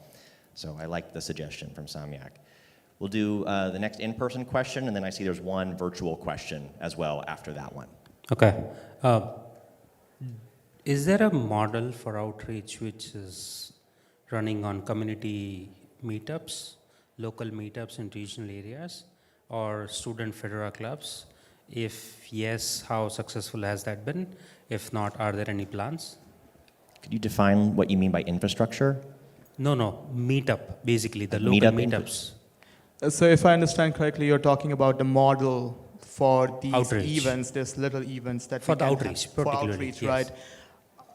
The earliest that I get, reminded of such meetups is the one that Sumantro used to do in India, going into colleges, talking about Fedora, Linux, Fedora project in general. But to say if we have a model would be not true. All we have is an event, bunch of event reports, not just one event report, but quite lots of it, that describe what went right, what went wrong. So, we make it a point, we literally breathe down people's necks to make sure that we have these reports that help us learn from these experiences. But yeah, maybe that's something that we should work towards, Yeah, because, so my concept is that how about mini regional flocks, let's say? Right, so you don't have to wait for the annual thing. You don't have to, but whoever is, let's say, not from every region, everybody can travel, right? So how about people who are in early stages of college? You have more exposure to them locally and more frequently. On a more superficial level, I'll pass it over to you. We have the medium-size event, small-size event, and big-size event models. So, take for instance, making a meetup is probably a small-sized event, right? So instead of going on a case-by-case basis, I would much rather if they, try to kind of fit themselves in this, one of these types. And we have documents for how to organize these events, how to get the reimbursements, and how to prepare for events, things like that. That's in there. That's purposefully a little generic to make sure that we have this one-size-fits-all approach towards events. And yeah, maybe you can refer to that document, see if there's anything that's a little too vague. Sure, thanks. It's really quite easy to put on small events. It's very easy to talk to us. Yeah, it's easy to scale. We like to talk to people. Just tell us what you want to do. If there's a part of the planning that is difficult, we're there to support it. Go for it. Super. And maybe just to give some concrete details to that, I did drop a link in the chat to the small events process that Mindshare has. This is one of the documentation things that I would like for us to think about, because it's not just about the content, but also we've operated as a small event. I'm not going to try to deconstruct all the small, medium, large process, but as a small event, you don't need any special privileges. Like you don't need to be an ambassador like you do need to be for medium and large. And the event budget thresholds we have right now, for a small event, it's silly easy to get up to 150 USD if you're doing something clearly Fedora and you've got a clear, you make a good pitch to the Mindshare committee. We try to make it very low friction for up to 150. Medium events are anything more than 150 up to 999 USD. Large events are larger than 1,000. We don't do a lot of large events. We're trying to push more into the small events, but like one of the things that maybe we need to think about was 8 years ago, 150, well, and also never mind 8 years ago, but $150 in California is not gonna get you much, but $150 in India can be that can get you a lot for your event. So maybe we need to rethink some of that as part of a documentation refresh and thinking about budget matters too, just to make sure that we can try to actually grow and sustain events in different places that have different planning needs and financial means. So take a look at the docs there in the chat if you want to go deeper. But again, I think this is something that we're really trying to push the ratio of small events up over the large events. I do want to take the virtual question really quick from Samyak. He had asked, I wanted to know about all the 3 pillars respectively, what had worked well for each of us in that pillar and what didn't. And what do you foresee as the goals from this handover from the previous committee to the new one? And I assume he asks probably as an incoming member himself. And so maybe because we have one person who's up here new, Akash and I can answer maybe on the handover part. And I'd be curious to hear from Matt on that question, what you're hoping that we can, again, try to carry forward and emphasize in the next term. You want to start, Akash, Deep? Sure, yeah. So again, stressing on the process sustainability part, I think it's very important that we keep doing what we do good, right? And through this course of the last committee term, we were able to have a good understanding of that. And I see that going forward. And with Justin, myself staying back in the committee, I think we should be able to contextualize that for the ones who are incoming. As for the things that did not work, I would say we could definitely use some more coordination. There were certain lacunas in the events that were promised. There were swags that were supposed to be met in time, but well, we could not get to that in time. So maybe having an understanding throughout the council, throughout the Mindshare committee about that would help us go a long way. And of course, when it comes to my part, the recognition service part, I would say, stressing more into the data side of things, because I know Michael is left high and dry, and the last thing that we would want to do is add more things on his plate. But I suppose maybe helping him help us would be the right way forward. Over to you, Justin. I think leaning into the charter, making sure that, I think we've done a good job in this term among ourselves getting aligned and everyone having ownership, which is definitely different from past Mindshare terms. Like in the pre-new charter of Mindshare, you could vote on events, but then that was kind of all right, what else do I do here? I don't know. And I think for me, I just would hope that we can I think we've done a good job amongst ourselves. I think now we need to make sure that the community is there with us and understanding what do we do and what are we there for and how can you work with us? How can we help you? Directly continuing from that, I'd like to see people talk to us more about what they want in their areas and regions. I myself love a chat on Matrix. I'm available 6.5 days a week to talk to anybody. And what I want to see is small regional events, just like Justin said. And I also want to see the digital ambassadorship embraced. We have a very, very small marketing team, and I think marketing comes back to us as individuals in our personal and social networks to represent what we want to see Fedora do in the future. So there's that in-person conversation with us as Mindshare, and there's the broader conversation of you as digital ambassadors in all the work you do to come back to us to roll forward to the next few years. Hey, again. So back on the small event. The way I interpreted that is like, yeah, individuals can do small events, but what I'm seeing is a lack of mission or a lack of value. Like you're interested in doing it, but you don't know what to do. You don't know how that event helps the project. That's where I can help. I'm actually had thoughts about this already as the FPL, and I'm not ready to put the challenge out there, but let's do it. You know, I think there's a role for me to say small events, let's, over like a course of a year, I would like to see small events do a thing, right? And I want to get to that so that we can, and test day is a bad example because test day is a moment in time, but let's just use it for the sake. It's like, I want you all to participate in test day, but that's too coordinated. What I want is something where it's programmatic and we can do, hey, do a small event, have people try a thing, have a contributor in the event to help them learn how to do the thing, but through the year, right? And then we put some structure on that, and it's not individual pieces of popcorn, it's a bowl of popcorn, and we're gonna get more value around the thing. But that's my thoughts. I'm not ready to make that challenge yet, but it's coming. Well, since we're in the last couple of minutes, I want to say thank you for volunteering, Jeff, to help do that. No, that's why I'm not ready. That's why I'm not ready to be a call of action yet, but it's in my head. Fair enough, yeah. Very, very quick build. Part of the process when you propose an event to the Mindshare Committee, we have an issue template that asks you a lot of thoughtful questions to try to help the committee understand why is this an important event. You're the one who's pitching the event. You know why it's a good idea and why Fedora should be there, but you have to help us come along with you on that. And maybe again, as part of process, I did just drop 2 links in the chat from Scale and FOSDEM, which if you didn't catch the excellent talk from Mr. Daniel Milado and Alejandro Acosta, they talked about their experience as event owners they're in the large event category, but if you look at the links I put to their wiki pages, there's a section like in the Scale page where they talk about rationale. Why are we doing this? What's the impact?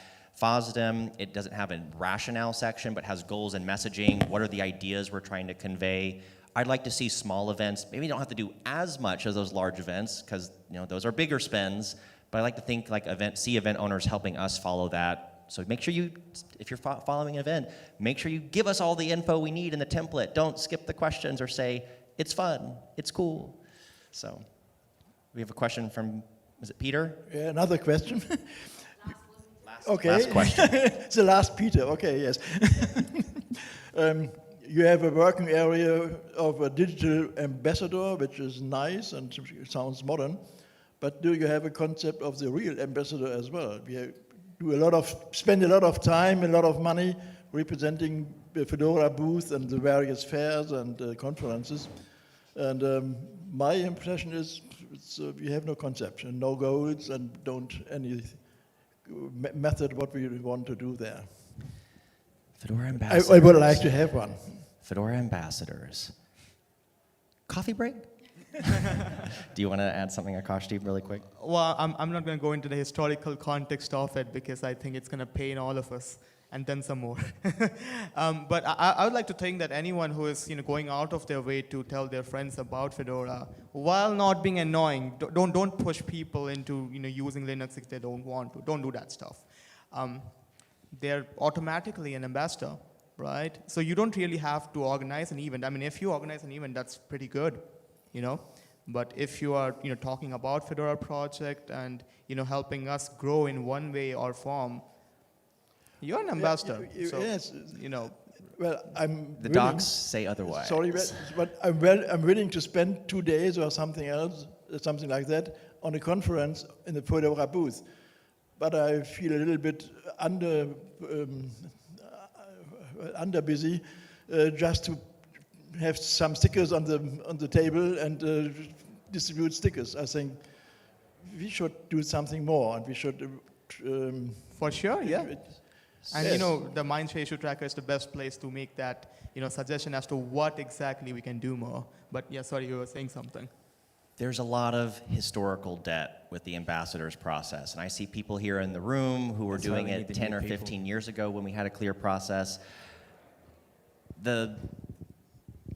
without taking another 20 minutes, the challenge with ambassadors is for a long time, ambassadors was closely tied with people doing events and people mentoring new people into the project. And there have been efforts to try to like remake that more clear about what ambassadors is and making mentorship for everyone, that everyone can do mentoring, not just you have to be an ambassador and you go to an event and you talk to people.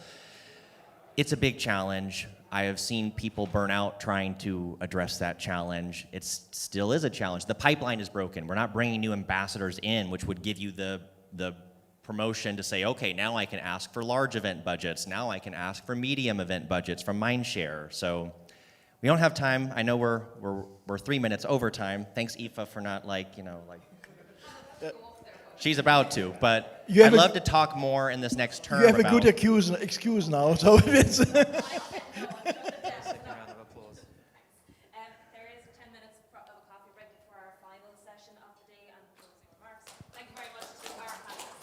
Thank you, folks, for being here.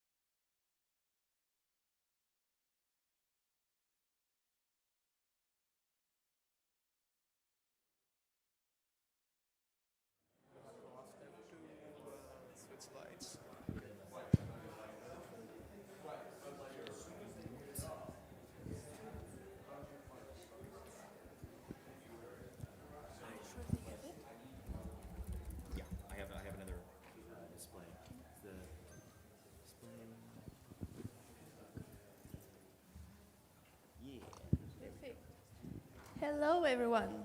Thank you for being in the last session. I know it's been 3 very long days, but I hope you all have enjoyed Flock so far. And thank you.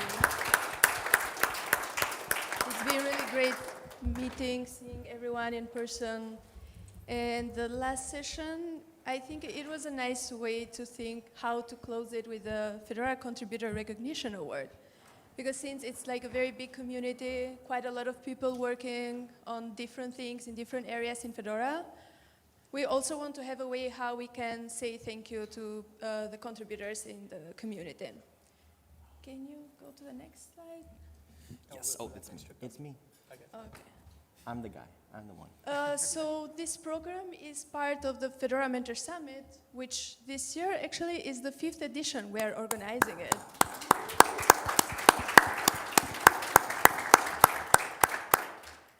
So 7, 8 years ago, I think, after the Fedora Council Hackfest, I was speaking with Bex and Matthew, and we were talking about how to bring more new people in the Fedora community, because of course it was an issue that we always had and still have. And one of the things that we were talking about basically is like, okay, we want to bring new people, but we also want to make sure that they have a good experience for joining our community and they have people that they can guide them. That's how we thought of focusing on the mentors. So how we can have like more mentors in the community, how to take care of the people that are already doing it, and also to share the experience that the mentors that are part of the community can share it with others, because sometimes it feels like a very difficult job or that it needs quite a lot of time. It really depends, up to each of us on how much time we can dedicate to it. So the first edition was 5 years ago. We did it online. It was virtually. And then the second one was in Cork, Ireland. We had quite different sessions related to mentoring. And then we did it in Rochester, New York. And then the last 2 are in Prague, Czech Republic.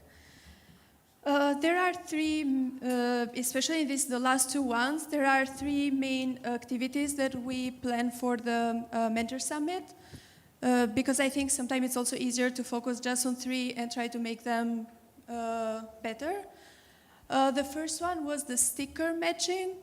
Not sure if you saw it, but in the registration, you could pick a sticker, put it on your badge, and then if you saw someone else that had the same sticker as you, you could say hi and talk randomly or for whatever topic you feel like. And you could also earn a badge, so if you did that and you didn't get the badge, let me know, I can award it to you. Then the second one was the Lunch and Learn. Lunch and Learn, this year we did it a bit differently from last year. We picked a few topics, and every day we had like 4 different topics that people could learn. We didn't have like specific roles, who were the mentor or the mentees, because we feel that everyone can be a mentor in different topics. You can always have something that you can share with the other person, or even if you don't want to be the mentor, you can just ask the questions that you are curious about, and then other people in the table could speak about it. And that's why we called it also Lunch and Learn. So while you are having lunch, you can also learn something from the others or share about the topic with the people you have on the table. Could I add something really quick? Yeah. So just by a show of hands, how many people joined one of our Lunch and Learn tables this year at lunch? That's awesome, almost the full room. And keep your hand up if you learned something new or you embarked or imparted wisdom on the next generation or someone older than you even. It can happen both ways. Awesome, I love that. That was, for me, I was only able to join on the 3rd day today, but I had a really amazing conversation, and this was definitely one of my favorite parts of Flock for lunch. Nice. Would love to hear more feedback about it as well, how people thought about it, but I will get back to that later. And the third one is the Fedora Contributors program that we will talk now. The next slide, please. Okay. So probably you have heard quite a lot in our community, especially being part of one of the council objectives. We spoke about it, I think, 3 or 4 years ago, that everyone in Fedora has a mentor and everyone is a mentor. So when we were designing these activities, we always had this in mind, because I think that's the best way how we can foster more this mentorship culture in our community. And is one of the best way to also share the knowledge that we have with the others, and not only in the area that, you know, what we are doing, but also how to be a better mentor in general. Officially, we have the outreach and GSOC that we are participating, but you know that we do also many mentorship unofficially when new people come on your team and so on. Shout out to the Join SIG. Yeah. Thanks, JoinSig, for doing actually quite a great job when new people come aboard. Quite helps newcomers know where to go or where to find their spot. Next. And now I will let Akash to go a bit more deep specific about the contributor recognition program, how it works, why we started it, and more. All right, that brings me to the center. After all this conversation about contributor recognition, it's about time we should put our money where our mouth is, don't you think? Or in this case, these exciting prizes that you see in that table by the courtesy of the Nairobi GNU Linux user group. Thank you, Cornelius, for bringing it all the way from there to us.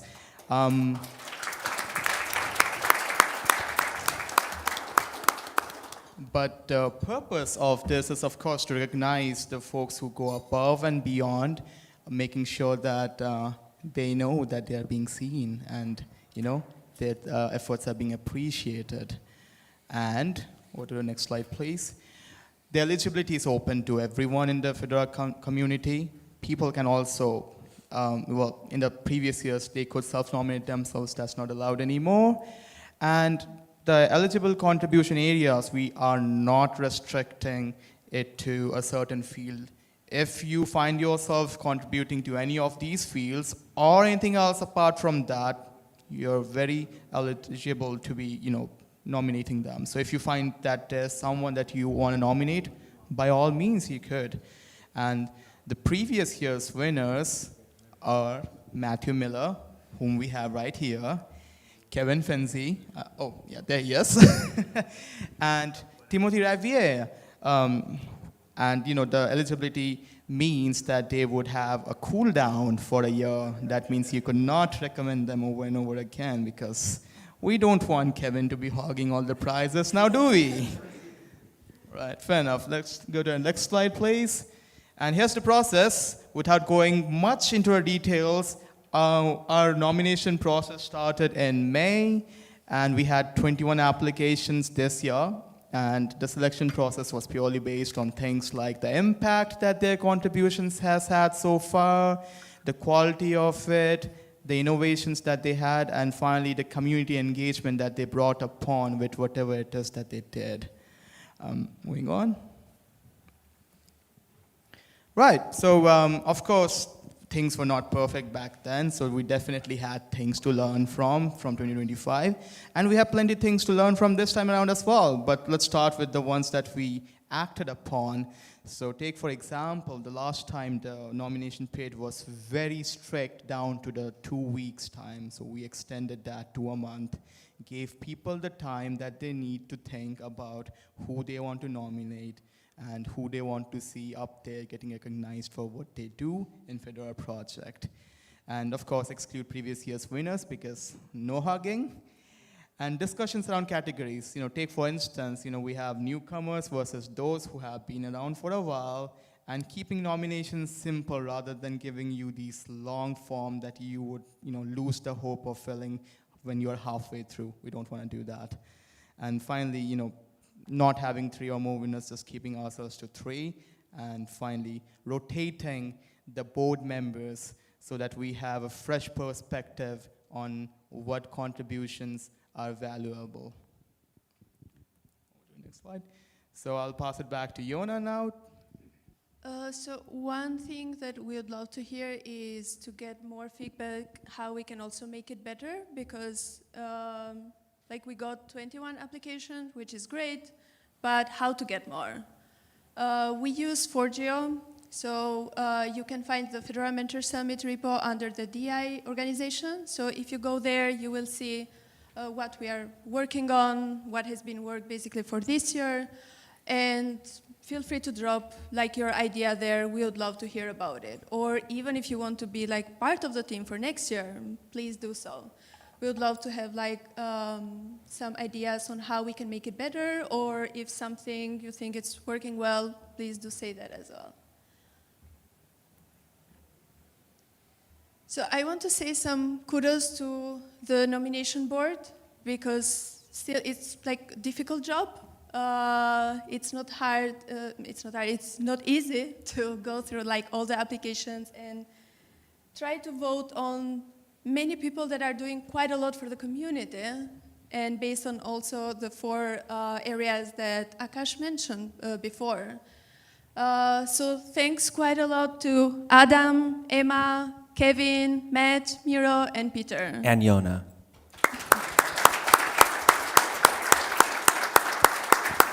I know it's not an easy job, so we really appreciate that. And as Akash was saying as well, that we try every year to change the people that are participating in the board, just so we can give the chance to everyone to help with all the nominations we get, and to give also to bring some new perspectives there. Another kudos that I want to give is also to the Mentor Summit organizers team, because it's quite a lot of work. It's not only the contributor recognition program, it's the sticker matching, the lunch and learn. So thanks so much, Akashdeep, Cornelius, Eduardo, Fernando, Greg, Justin, Kevin, Luis, and Samyak. And Yona. A lot of them are online, but thanks for all the hard work. Yeah, I wish we could all be here, but some of them are just joining us remotely. So, and now I will leave to Justin to, I guess, the part that everyone is looking forward. I just get to do the fun part. Well, before we get to the fun part, I do just want to come back to that thank you and tell a little quick story. So out of the blue, we had someone who's, for as long as I've been in the community, I've known this person to be around from Kenya. His fast username is Fed500. Benson reached out of the blue because one of our former or recent outreachy alums, Cornelius, was also coming from Nairobi. And they reached out and were like, hey, we'd love to give you all some prizes to give to the people this year. I mean, I don't think anyone's going to say no to that. But they came a long way, actually. Were built and made with some laser engraving stuff. You can see this beautiful metal plaque here. So a big thanks to our friends down in Nairobi, GNU Linux Users Group. And big kudos to them and for Cornelius from bringing it all the way there to share some of the, sorry for the folks last year. Maybe we can do a 2025 posthumous one. But thanks for our friends in Nairobi for this one. All right, now the moment you've been waiting for. Who are the winners from this year's award? Can I get a drum roll, please, in the audience? Claps in the Matrix room. Our winners for this year's recognition program are Ankur Sinha, Fabio Valentini, and Justin Forbes. Please make your way up to the main stage to receive your award.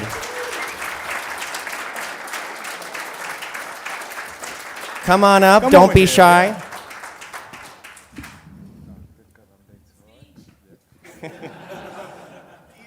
You know, let all of our virtual friends see you from afar. Come on up, don't be shy.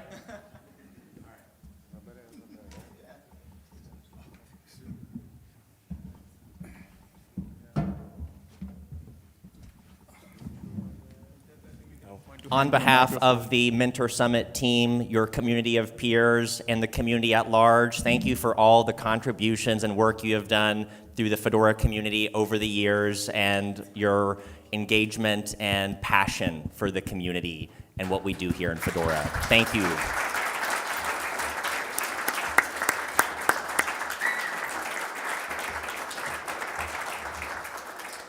Photo op, where's the photographer? Oh, awesome. We also have some other little goodies in there as well, including a keychain, I believe, that also came from our friends in Nairobi too. So you can choose to share and show us after. One last round of applause for our award winners this year.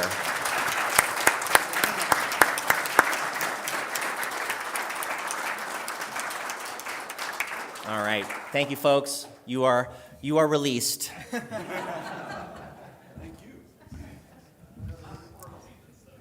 All right.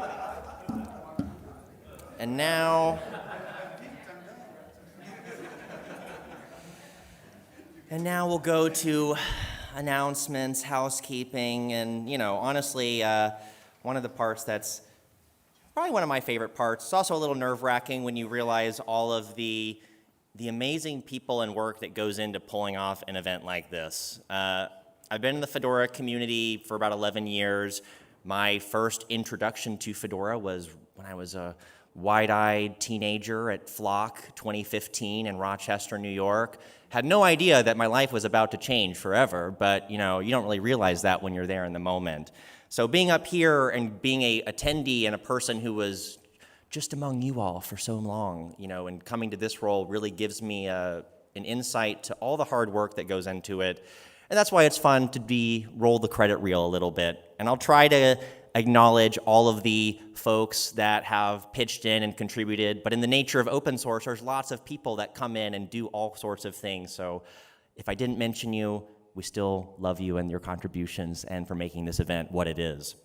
But I'll start first with a kudos once again to our sponsors. And I'll mention before I name them, again, sponsorship, of course, things like this cost money. Things like this, travel is expensive, jet fuel, if we want to talk about that. There's a lot of things that go into cost, but what I love about Flock and the sponsors that we have is that they're not just showing up with cash, which I'm happy for that, thank you, but they also show up with people and with commitment and engagement, and these are folks who are doing real work in the community. And I can't say that that's true for every event or things that I see, so it's a dynamic that I definitely appreciate when I see our sponsors, faces of our Fedora friends here who help wave the Fedora flag at whatever corner of the world or company web of open source you may come from. So again, a thank you to, on the gold level this year, we had Red Hat, AWS, and Meta. On the silver level, CentOS, OpenSUSE, Rocky Linux, Alma Linux, ARM, and Microsoft Azure, and on the bronze tier, Fleet, Framework, and Zabbix, which also all three were brand new sponsors this year, so welcome. Round of applause for our sponsors. And again, what would a conference be without having people to bring people in and have workshops and sessions? One of the things that's changed since I'm in this role is I used to, spend a lot of time in the sessions, and now I just get to come in for a few. But every time I get to jump into one of the session rooms, I've seen speakers who are just so smart and know their stack or their topic that they're presenting on and have a passion for sharing that with the community. It's been awesome to see that we had a fully packed house this year at Flock. We were at the wait list. And, I have to hand that over to some of our speakers for helping build some buzz and excitement for what we're doing here in Fedora and what we're heading into the next year to do. So a big thank you and round of applause for our speakers at Flock this year. Raise your hand if you were a speaker this year. See, that's why the clapping got quiet, because we had a lot of hands. Thank you all for being speakers. And also, what would an event be? I was running around a lot, but I can only imagine how much more I would be pulling my hair out if we didn't have an awesome group of volunteers. So we had 3 There are many different hats one can wear, but we've tried to give our hat rack for volunteers 3 different sections. You may have seen our volunteers helping get you set up at the registration desk, checking you in, getting you all the awesome swag. You may have seen them, if you were a speaker, with this handy little sign reminding you, prompting you, your time is coming, it's time, which, you know, it's nice to have when you're a speaker. You know, it's easy to get off, lose track of time sometimes. And also for our Matrix moderators who helped build that bridge for our in-person engagement and our virtual attendees as well. So raise your hand if you were a volunteer in any of those capacities or beyond for Flock this year. Thank you, volunteers. And I have to do the credit reel for the Flock core organizing team. I know it's like, you know, I talk a lot in Matrix, and, you know, I think it's easy for, yeah, I know. But it's not just me. It's really not just me. And I have to give a kudos to some of the folks that helped pull this off. On the Matrix setup and coordination, thank you to Greg Sutcliffe and Kevin Finzi to help get all that the back end plugging fixed up together. So if you were a virtual attendee, you could jump in, and there was the stream. And I know we had some snackles with the AV, but we got it. You were able to tune in and catch that. And Greg, that was on me, not Greg and Kevin. So thank you, Greg and Kevin, for the work on the Matrix setup. There are definitely, like, obviously, you know, you can guess where I am employed. There's a lot of folks from Red Hat that obviously spend a lot of time. Some of them who are here, some of them who are not. So on the core organizer team, I want to give a kudos to Ananya Nalavathu, who's actually she's my intern, who unfortunately couldn't make it here. She helped put together the foundations wall activity near registration, helped with social media prep, and many of you shared your stories in the Fedora magazine on the commit history column, which was, for me, really awesome to hear all these stories and what Flock means to various people in our community. So thank you, Ananya, for that work. Allison Amboz, who is a part of the operations support, Jason Brooks, Jennifer McGinnis, all on the least fun parts, to be honest, but the stuff that really is important to, you know, getting contracts done, paperwork done, that's all a big part that pulls it all together.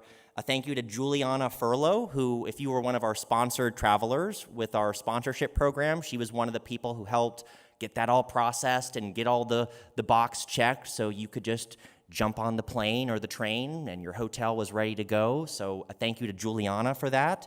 A thank you to Lydia Balija, who was also on operations support, helping with sponsorship payments, but also helped lead our CFP process. We do actually have, that's another thank you, our CFP reviewers as well, which is largely a committee of peers and folks in Fedora leadership.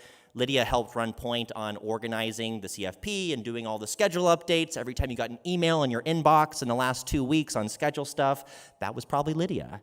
And of course, I have to give extra awesome kudos to 2 of our huge heavy lifters, Sean McCants, our CentOS community architect, and Dorka Volokovka, who unfortunately had to leave already, but many of you know Dorka as well, or you'll see her in Brno for DevConf CZ in the next few days. But I have to give a huge shout out to all the Red Hat team and Sean and Dorka for the long days and nights, getting this all together, pulling it off so we could have the amazing event that we had. So thank you to the Red Hat team. Also a shout out, you know, I really loved watching the design team process for Flock this year because we started doing this probably even back with like a little bit with Cork and Rochester, but really last year we started, you know, well, I say we, the design team folks started looking at the place we were going and trying to understand the culture and the history, and you got to see all this from the t-shirts this year to the alchemy theme, which was the design theme for Flock this year. Emma Kidney, Madeline Peck, and Jess Cheetahs all helped with things from various graphic design to splash screens to printed materials to working on the Flock website, which got a little bit of a cleanup in the last few weeks. Those folks helped a lot with all the wonderful identity and brand aspects of this and helps make the conference feel more Fedora. So thank you to our design team and design friends for this. And finally, a kudos to some of the Fedora leadership team. I know all the members of Council, FESCO, Mindshare, Apple Steering Committee all have a lot of plates that they're spinning, but doing things for Flock and the community. I do want to give a special shout out for Jeff Spalletta, Yona Azizaj, and Aoife Maloney for kicking butt and taking names throughout this entire process of organizing Flock. Could not do it without all of you.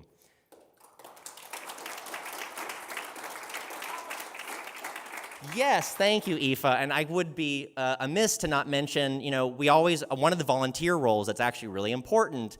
I know we have the Google Photos folder album, and everyone's been uploading photos to that, but we have had two awesome photographers, Jacob and is Maria in here right now? I don't know if she's not here.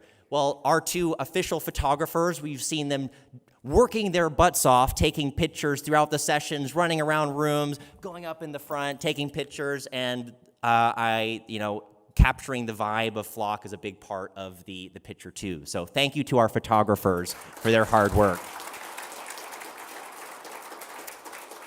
Which brings me to the end of the credit reel. So this is the end.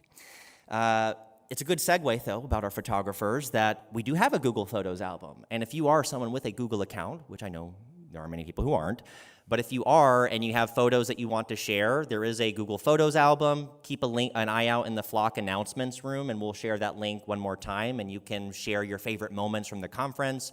We'll make sure to share some of those as well after the event, or if you're not a Google person, we'll have a way for you to share the photos after the event. Oh man, I got signed out from... Okay. Well, the other thing I'm going to mention is, and this one's important, as we're getting ready to leave, the post-event survey. So I know how much everyone loves filling surveys, looking at lists of questions and thinking about things that may have happened 3 weeks ago.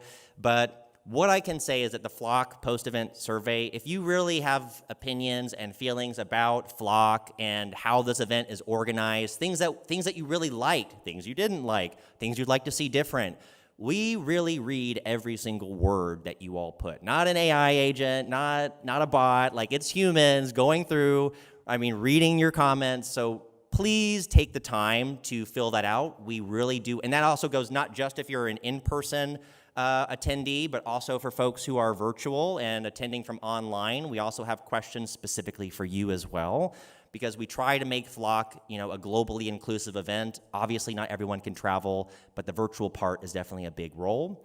And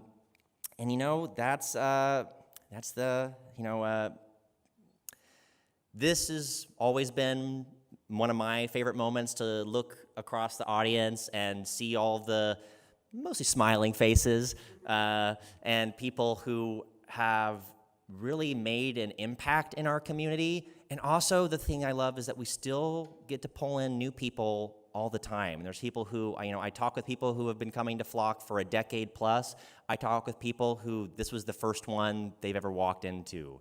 And it's really one of the most special parts of what makes our community what it is, when you get to have all that year of, now we have stuff like video meetings that we didn't have 10 years ago, but matrix meetings and, pull request, 4JO, Pagger, all the different places that we work.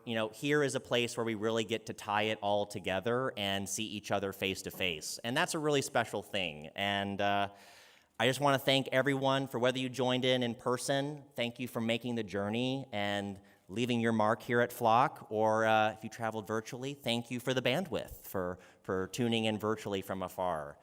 So with that, this is the official end. I will...